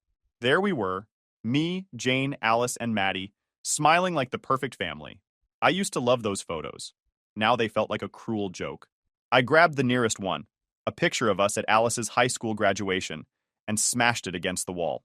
The glass shattered, and for a brief moment, I felt a flicker of satisfaction, but it didn't last. As I walked to my car, I realized something. This was just the beginning. The confrontation with Jane was over, but the real battle was only starting. I still had to deal with Alice and Maddie. I still had to figure out how to move forward. And I still had to face the fact that the life I thought I had, the life I'd spent nearly 30 years building, was gone. The confrontation with Jane was just the first step. It cleared the air, sure, but it didn't make things easier. If anything, it made the betrayal feel heavier, more real. The anger I felt toward Jane was sharp, but it was focused. I knew what she'd done and why I was walking away. The situation with Alice and Maddie was murkier. They were my daughters, my flesh and blood, but they had chosen her. The day after I told Jane I was filing for divorce, I decided to meet with Alice and Maddie separately. I couldn't ignore them forever, and I wasn't ready to cut them off completely without at least hearing their side. But I also knew this wasn't going to be a casual chat. The trust between us was shattered, and I needed to know if there was anything left to salvage. I started with Maddie. She had always been the more emotional one, and her texts over the past few days had been borderline frantic. I asked her to meet me at a park near my brother's house. When she arrived, she looked like she hadn't slept in days. Her eyes were red and puffy, and she kept fidgeting with her hands. As soon as we sat down on a bench, she started crying. "Dad, I'm so sorry," she said, her voice cracking. "I didn't know how to tell you. I didn't want to hurt you." "Then why did you lie to me?" I asked, keeping my voice calm but firm. "Why did you cover for your mother? Did you think I wouldn't find out?" She shook her head, wiping her eyes. "It wasn't like that. She told me about it a couple of months ago. I was mad at her, but she begged me not to say anything. She said she'd end it soon, that it was just a phase. I didn't know what to do." I stared at her, trying to process her words. "So, you decided to protect her instead of telling me the truth?" "I thought she was going to stop," Maddie said, her voice barely above a whisper. "I didn't want to blow up the family if there was a chance she'd fix things. I didn't know it would get this far." "That's not good enough, Maddie," I said. "You don't get to excuse what you did by saying you didn't know. You knew she was cheating. You knew she was lying to me, and you went along with it. Do you have any idea how that makes me feel?" She broke down again, covering her face with her hands. I felt a pang of guilt watching her cry, but I couldn't let it soften me. This wasn't just about the affair anymore. It was about the damage they'd all done to my trust. "I'm not saying this to punish you," I said finally, "but I need you to understand how deeply this has hurt me. Right now, I don't know if I can trust you.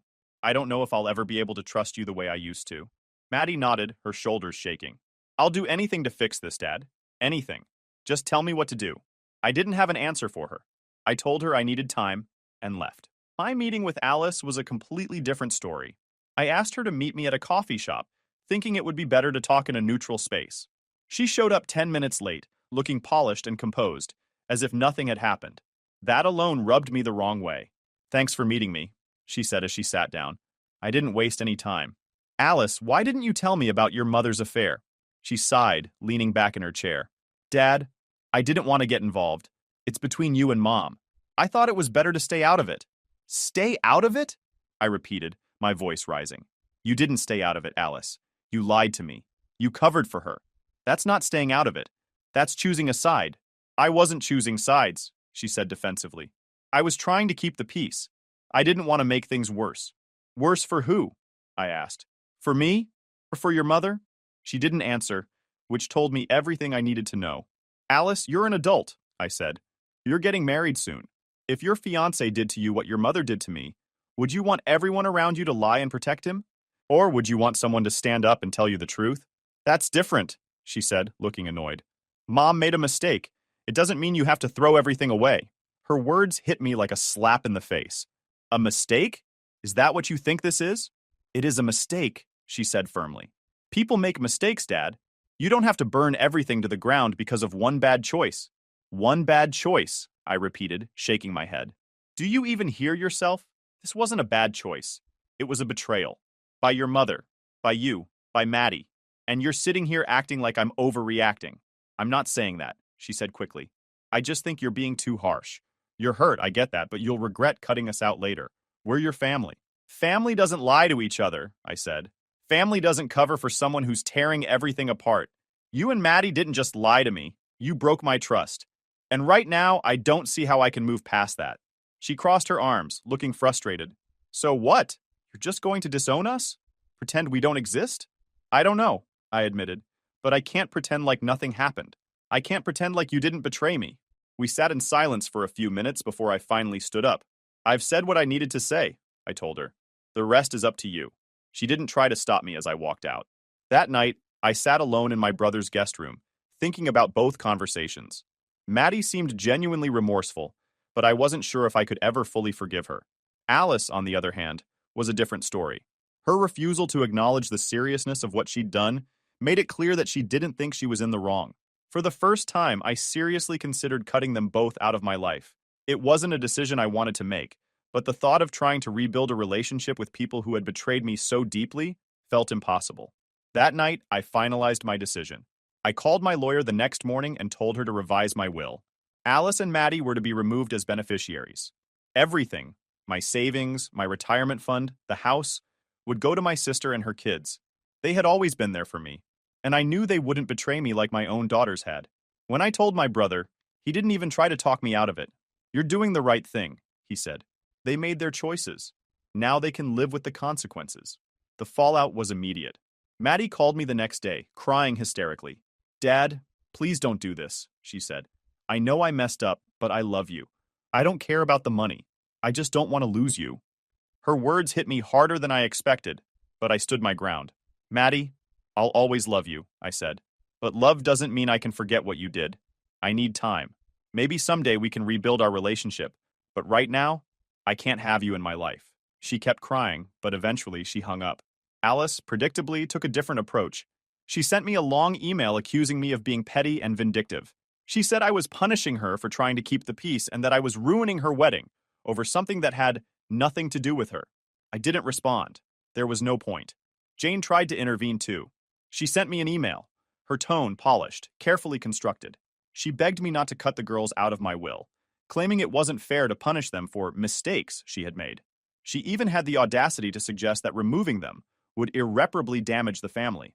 I didn't reply to her either. As the days went on, I started to feel lighter. The anger was still there, but the weight of the betrayal didn't feel as suffocating anymore. Cutting ties wasn't easy, but it was necessary. I needed to protect myself, not just financially, but emotionally. For the first time in weeks, I felt like I could breathe again. It's been a month now since I cut them out of my will. I haven't spoken to Alice or Maddie since. I've heard from mutual friends that Alice is scrambling to find the money to cover the wedding expenses I had been paying for. I don't feel sorry for her. She made her choice when she chose to side with her mother. Maddie, I still think about. Part of me hopes that someday we can reconcile, but only if she truly understands the depth of her betrayal. Until then, I'm focusing on myself. Jane? She's nothing to me now. I don't care what she does or who she does it with. The divorce is moving forward, and my lawyer assures me that she won't get much. That's enough for me. Sometimes I wonder if I made the right choice, cutting them all out of my life. But then I remind myself of one simple truth. They made their choices. Now I'm making mine. I'm finally free. Story 6. This story is titled, Parents Raised My Rent to Support My Golden Child Brother. So I left, and now they're desperate for me to come back. Hey everyone, I just wanted to share something real with you. The channel's been slowing down a bit recently, and honestly, I put a lot of time and effort into finding these stories to keep bringing you the best content. If you enjoy what I do, it would mean the world if you hit that subscribe button. Your support really makes all the difference and keeps this journey going strong. Thanks so much for being here with me. Now let's start the video. OP starts by saying, "Hey everyone, my name's Alex and I'm 22. I don't usually post about personal stuff, but I feel like I need to get this off my chest. My family situation has been a mess lately, and I don't know what to do anymore. Maybe hearing some outside perspectives will help me figure things out. So, here goes. I'm currently in college, studying software design. It's something I've been passionate about for a long time, and my dream is to start my own company someday. I work part-time as a junior developer to save up money for my future, while also covering my personal expenses. Since my college is close to my parents' house, I decided to live at home to save on transportation and rent costs. But let me make this clear. I'm not freeloading. I pay my parents $550 every month to contribute to rent and other household expenses. I figured it was fair because it's probably what I'd spend if I lived with roommates, so why not help out my family instead? Things were going fine, or at least as fine as they could be living with my parents. Don't get me wrong, my relationship with them has always been a little complicated. It's pretty obvious they have a favorite child. My older brother, Ryan, is the golden child of the family. He's 23, married, and has 2 kids. Growing up, he was always the one who got into trouble.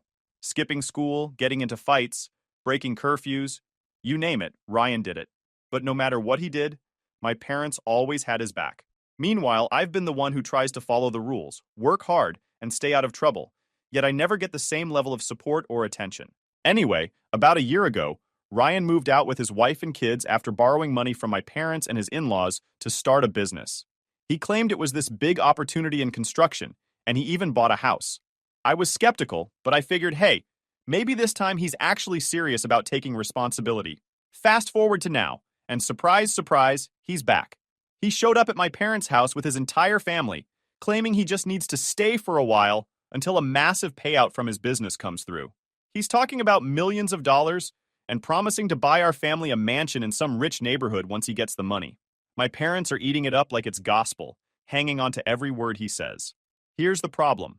While Ryan and his family live here rent-free, I'm still expected to pay my $550 every month. And guess how much Ryan is paying?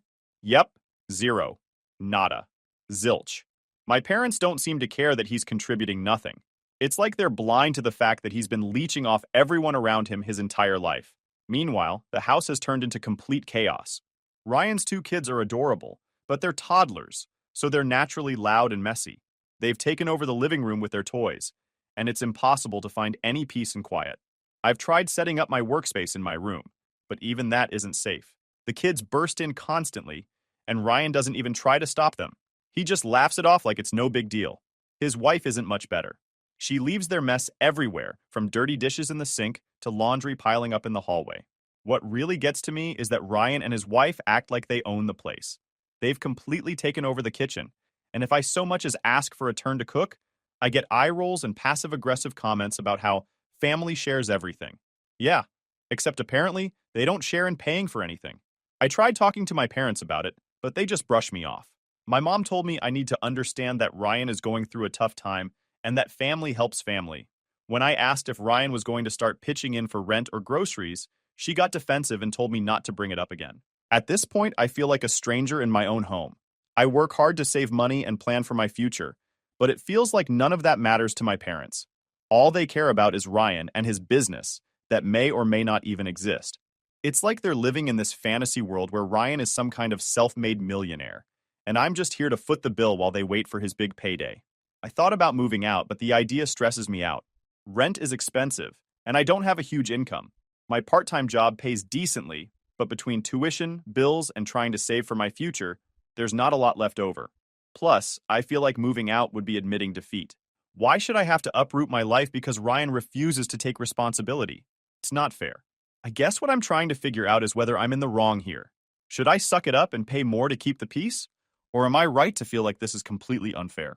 I've always been the type of person who avoids conflict, but this situation is pushing me to my limit. I'm tired of being the one who always has to compromise while Ryan gets a free pass. So yeah, that's my current dilemma. I feel stuck between wanting to stand up for myself and not wanting to make things worse with my family. If anyone's been in a similar situation, I'd love to hear how you handled it.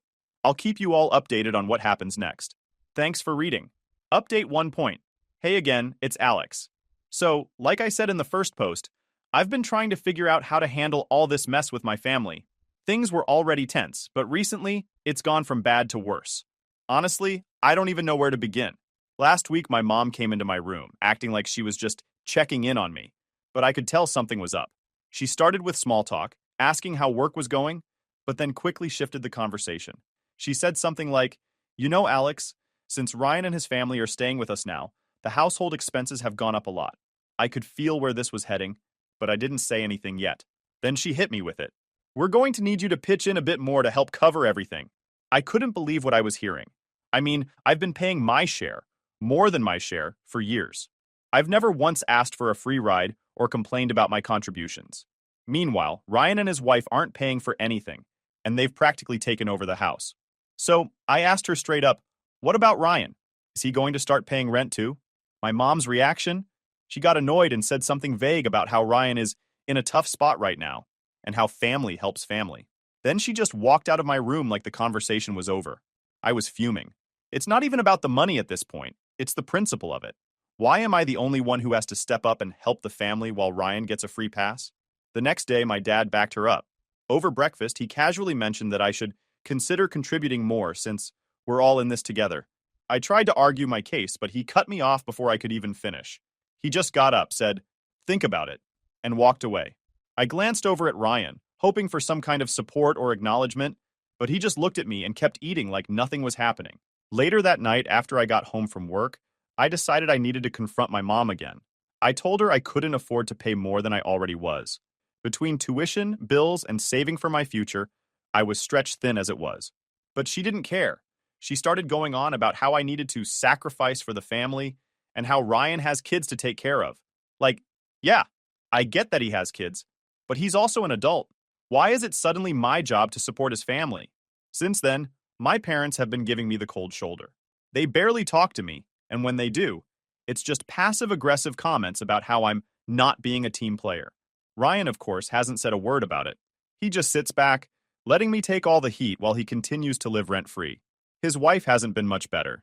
She started making little remarks like, "It must be nice to have so much money saved up," or, "I wish we had the luxury of focusing on ourselves like you do." I almost laughed the first time she said that because, seriously, what luxury? I've been busting my ass to save every penny while she and Ryan contribute absolutely nothing. What really stings is how little my parents seem to care about everything I've been doing. I've been working hard, staying out of trouble, and paying my way, but none of that seems to matter to them. Meanwhile, Ryan screws up constantly, and they bend over backward to support him. It's like no matter what I do, I'll never measure up to him in their eyes. The breaking point came a few days ago. I was sitting in my room, trying to get some studying done, when my mom barged in without knocking. She dropped a toddler bed in the corner of my room and said, "We're going to set this up in here for the kids. They need more space." I was stunned. My room is the one place in this house that's supposed to be mine. "This is my room. They're trying to turn it into a nursery. You can't just decide to take it over."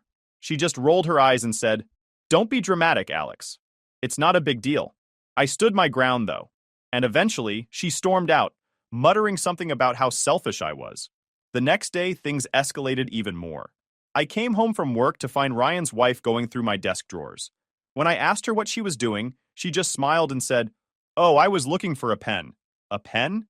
There's an entire drawer full of pens in the kitchen, but she decided to invade my personal space instead? It felt so disrespectful. But when I brought it up to Ryan, he just shrugged and said, she didn't mean anything by it. I tried to let it go, but later that night, I overheard Ryan talking to my parents. He was saying something about how I need to be more supportive and how it's time for Alex to step up and help the family. My blood was boiling. Not only was he freeloading, but now he was trying to guilt trip me into giving up even more of my money and my space for him. That's when I realized I couldn't do this anymore. I've spent my whole life trying to be the good kid, thinking that if I worked hard enough, my parents would finally see my worth. But I've finally accepted that it's never going to happen. They'll always choose Ryan, no matter how much he screws up or how much I succeed. I started looking at apartments that night. It wasn't an easy decision. I don't have a ton of money, and I know moving out will make things even more strained with my family. But I can't keep living like this. I'm tired of being treated like a second-class citizen in my own home. If my parents want to put Ryan on a pedestal, fine. But they're going to have to do it without my help. So, yeah, that's where I'm at right now. I'm officially done trying to please people who don't appreciate me. I haven't told my family yet, but I've started packing my things little by little. I don't know what their reaction will be when they find out, but at this point, I don't really care. I just want to get out and start living my own life. Thanks for listening, everyone. I'll update you soon with what happens next. Wish me luck. Update 2.0. Hey, it's Alex again. Things have been pretty crazy since my last update, but I'm finally starting to see a light at the end of the tunnel. After everything that's gone down with my parents and Ryan, I've made up my mind. I'm moving out. It's not going to be easy, but at this point, staying here feels impossible. So let me walk you through how I'm planning to pull this off without completely blowing up my relationship with my family. Well, not right away at least. First things first, I started looking for apartments. Let me tell you, finding a place that's affordable, close enough to work and school, and not a complete dump is harder than I thought. Most of the places I found were either way out of my budget or in neighborhoods that felt sketchy. I didn't want to rush into anything, but I also knew I couldn't stay in my parents' house much longer without losing my mind. Every day, the tension was getting worse. My mom kept dropping hints about how things are tight right now and how we all need to make sacrifices. Ryan, of course, was completely oblivious. He and his wife were busy turning the house into their personal playground, and I was just trying to stay out of their way. Eventually, a friend of a friend came through for me. They knew someone, a guy named Jake, who was looking for a roommate. Jake had just rented a small 2-bedroom apartment and needed someone to split the rent and bills. I was skeptical at first. I mean, moving in with a stranger isn't exactly ideal, but after meeting Jake and checking out the apartment, I started to feel like this might actually work. The place was nothing fancy, just a basic setup with a tiny kitchen and a shared bathroom. But it was clean, affordable, and only about a 20-minute walk from campus. The best part was far enough from my parents' house that I wouldn't have to deal with any surprise visits. After we talked it over, Jake agreed to let me move in. We settled on splitting everything 50-50, which would bring my share of the rent to around $400 a month, less than what I've been paying my parents. Even with bills and groceries added in, I'd still be saving money compared to what I'm dealing with now. It felt like a no-brainer. The tricky part was figuring out how to leave without creating a huge scene. I knew if I told my parents I was planning to move out, they'd do everything in their power to stop me. My mom would probably go full guilt trip mode, talking about how I was abandoning the family and how they needed me to help out. My dad would just get angry and accuse me of being ungrateful. And Ryan? He'd probably laugh it off and assume I was bluffing. So I decided to keep it a secret. Over the next couple of weeks, I started packing my stuff little by little. I didn't want to raise any red flags, so I hid most of it in the back of my closet or tucked it away in storage bins. When no one was home, I'd sneak a few things out to my car and drive them over to Jake's place. It was a slow process, but I knew it was the only way to avoid a full-blown family meltdown. During this time, I started pulling back from my family more and more. I stopped eating dinner with them, opting to grab quick meals in my room instead. I avoided any conversations about money or family responsibilities, and focused on getting through each day without losing my temper. It wasn't easy. Every time my mom made a passive-aggressive comment about how everyone needs to pitch in, or Ryan's wife left a mess in the kitchen for me to clean up, I wanted to scream, but I kept reminding myself that it wouldn't be like this for much longer. I had an end date in sight, and that kept me going. One of the hardest parts was keeping my cool around the kids. Like I've said before, I love my niece and nephew, but they've been driving me up the wall lately. They've taken over the living room, the kitchen, and even my room on some days. I can't tell you how many times I've come home from work or class to find toys scattered everywhere, sticky handprints on my desk, or crayon marks on my walls. I tried setting boundaries, but it was like talking to a brick wall. Ryan just laughed it off, and his wife acted like I was being unreasonable. "They're just kids, Alex," she'd say, like that was supposed to make everything okay. Meanwhile, I was counting down the days until I could finally have my own space again. The final straw came a few days ago when I overheard Ryan and my mom talking about my savings. I've been working my ass off for years to save up for my dream of starting a software company. It's not much yet, but it's mine, and I've been really proud of how disciplined I've been about sticking to my budget. So imagine my shock when I heard Ryan telling my mom that I should help the family by chipping in some of my savings. He actually said, "Alex doesn't need all that money right now. He can start his company later. Family comes first." Are you kidding me? I couldn't believe the audacity. I confronted him about it later, and he acted like I was the selfish one for not wanting to give up my hard-earned money. "We're all struggling right now, Alex," he said, like his situation was even remotely comparable to mine. I told him flat out that my savings were off limits and that he needed to start taking responsibility for his own family. He just rolled his eyes and walked away. That was it for me. I went back to my room, grabbed a box, and started packing the last of my things. I was done. I didn't care what my parents or Ryan thought anymore. I knew I deserved better than this. So now, everything is set. I've signed the lease, packed my stuff, and made plans to move out this weekend. I haven't told my parents yet. I figure it's better to rip the band-aid off once I'm already gone. I'll leave a note or something explaining my decision, but I'm not going to stick around for the fallout. They can deal with Ryan and his freeloading ways on their own. I know this is going to cause a lot of drama, but honestly, I don't care anymore. I need to do what's best for me. And staying in that house isn't it. I'm ready to start fresh in a place where I can actually focus on my goals without all the chaos and stress holding me back. Wish me luck, guys. I'll let you know how it all goes in the next update. Update 3. Hey everyone, it's Alex again. I finally did it. I moved out. Let me tell you, it wasn't smooth sailing, but I feel like a massive weight has been lifted off my shoulders. This whole experience has been a whirlwind of emotions. Excitement, fear, relief, but I don't regret a thing. Here's how it all went down. So, I planned my move for the weekend when I knew my parents and Ryan's family would be out of the house. They were going to some family friends' barbecue, and I figured it was the perfect opportunity to get everything done without confrontation. I spent the entire week leading up to it, packing the last of my things, making sure everything was ready to go. By the time Saturday rolled around, my car was packed to the brim, and I was ready to leave. I have to admit, it felt weird walking through the house one last time. For all the chaos and drama, it was still the place I grew up in. I stood in my room for a minute, just taking it all in. It wasn't fancy, but it had been my space for years. It felt bittersweet knowing I was leaving it behind, but I kept reminding myself why I was doing this. I needed to put myself first for once. When I got to my new place, Jake was already there to help me unload. I can't tell you how good it felt to see my stuff in an entirely new space, one that was all mine. The apartment isn't anything fancy, just a small 2-bedroom with a shared living room and kitchen, but it's quiet, clean, and most importantly, drama-free. I set up my room with my desk, bed, and a few personal touches. And for the first time in years, I felt like I could breathe. The first night in my new place was surreal. I didn't realize how much noise and stress I'd been living with until I was surrounded by complete silence. No kids running around, no arguments about money, no one barging into my room without knocking. I sat at my desk, opened my laptop, and actually got some work done for the first time in weeks. It felt amazing. Of course, the peace didn't last long. By Sunday evening, my phone was blowing up. My mom had finally noticed I wasn't home and started calling nonstop. I ignored the first few calls, but eventually I knew I had to answer. When I picked up, she didn't even give me a chance to say hello before she started yelling. "Alex, where are you? Why aren't you home? We've been calling you all day." I kept my cool and calmly said, "I don't live there anymore. I've moved out." You could have heard a pin drop on the other end. Then she exploded. "What do you mean you've moved out? Why didn't you tell us? How could you do this to your family?" She went on and on about how I was abandoning them and how they'd been counting on me to help with expenses. When I tried to explain that I'd been paying more than my fair share for years, while Ryan contributed nothing, she completely brushed it off. "Ryan has kids, Alex.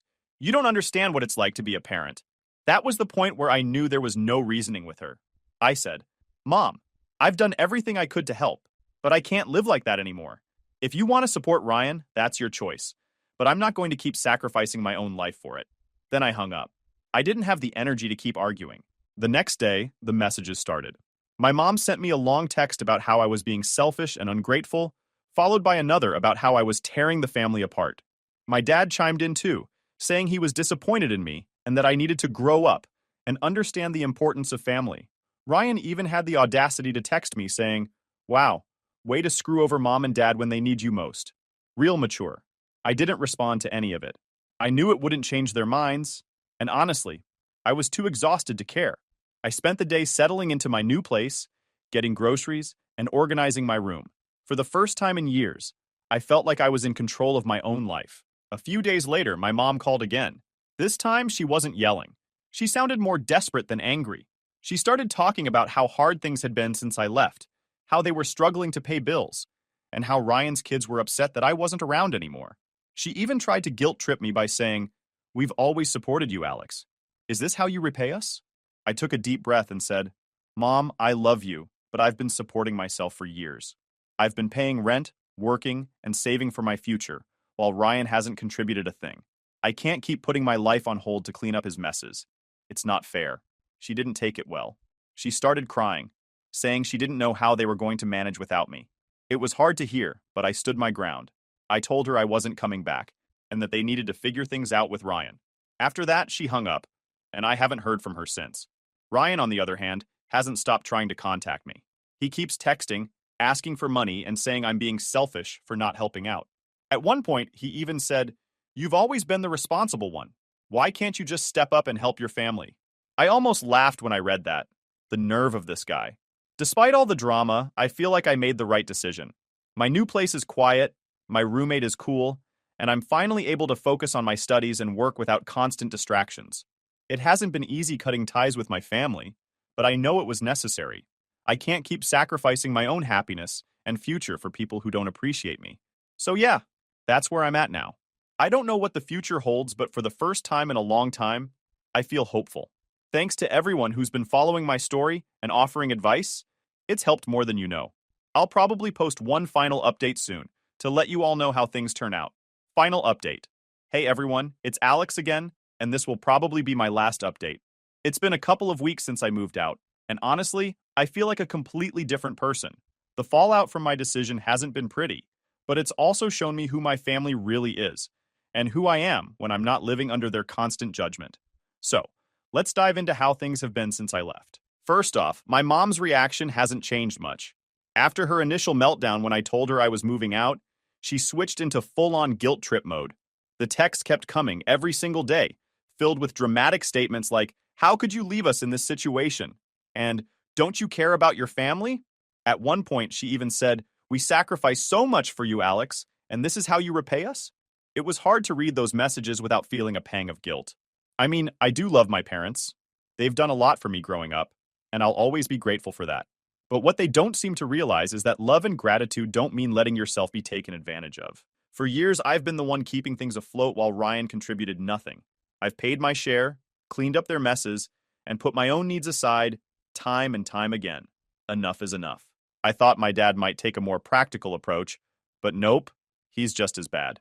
He called me a few days after I moved out, and the conversation was exhausting, to say the least. He started off calm, asking me why I felt the need to leave without talking to them first. I explained as clearly as I could that I was tired of being treated like a second-class family member.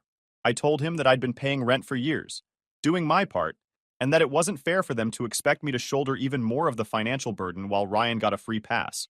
His response? "Alex, you need to understand that Ryan's in a tough spot. He's trying to get his life together, and as his brother, it's your job to support him. Family sticks together." I couldn't believe it. I said, "Dad, Ryan's been in a tough spot his entire life because you and Mom never hold him accountable for anything. I'm done cleaning up his messes. If you want to keep enabling him, that's your choice. But I'm not going to be part of it anymore." That didn't go over well. He accused me of being selfish, of abandoning the family, and even of turning my back on Ryan's kids. That one hurt the most because I do care about my niece and nephew. They're just kids, and none of this is their fault. But it's not my job to sacrifice my future for them, especially when their own parents refuse to step up. Speaking of Ryan, he's been blowing up my phone too. His messages are a mix of guilt-tripping and outright demands. One minute he's saying, "I can't believe you'd leave Mom and Dad in the lurch like this." And the next, he's asking for money to help get back on his feet. At one point, he even sent me this long message about how I've always been the responsible one, and how it's my duty to help him out because that's what family does. I didn't respond to any of it. Honestly, what's the point? Ryan has spent his entire life avoiding responsibility, and I'm not going to be the one to bail him out again. If he wants to turn his life around, great. But he's going to have to do it without my help. On the flip side, life in my new apartment has been amazing. It's small, sure, but it's quiet and peaceful, and I finally feel like I have space to breathe. Jake, my roommate, has been super chill. We split the bills and groceries evenly, and there's no drama, no guilt trips, no ridiculous expectations. I've been able to focus on my work and studies for the first time in what feels like forever. I even finished a big project for my software design class last week, something I probably couldn't have done if I was still living at home. The best part? I've started to feel like myself again. For so long, I was stuck in this cycle of trying to prove my worth to my parents, hoping that if I worked hard enough or contributed enough, They'd finally see me as equal to Ryan. But now I realize that's never going to happen. And that's okay. Their favoritism says more about them than it does about me. I don't need their approval to live my life or chase my dreams. I've been talking to a couple of close friends about everything, and their support has been a lifesaver. They've helped me see that setting boundaries isn't selfish. It's necessary. Just because someone is family doesn't mean they have the right to take advantage of you. That's a hard lesson to learn, but I'm glad I finally did. As for my parents and Ryan, I've decided to go low contact for now. I still check in with my mom occasionally to let her know I'm okay, but I keep the conversations short and steer clear of any topics related to money or Ryan. It's not perfect, but it's what I need to do to protect my sanity. Maybe one day things will get better, but for now, I'm focusing on myself. So, what's next for me? I'm going to keep saving up for my dream of starting a software company. I don't know how long it'll take or what challenges I'll face along the way, but for the first time in a long time, I feel hopeful. I know I have the skills and determination to make it happen, and without the constant stress of my family weighing me down, I feel like anything is possible. To everyone who's followed my story and offered advice, thank you. Your support has meant the world to me, and it's helped me see that I'm not alone in dealing with toxic family dynamics. If you're in a similar situation, please know that it's okay to stand up for yourself. You deserve to be treated with respect, and sometimes the best thing you can do is walk away. This is Alex, signing off. Here's to new beginnings.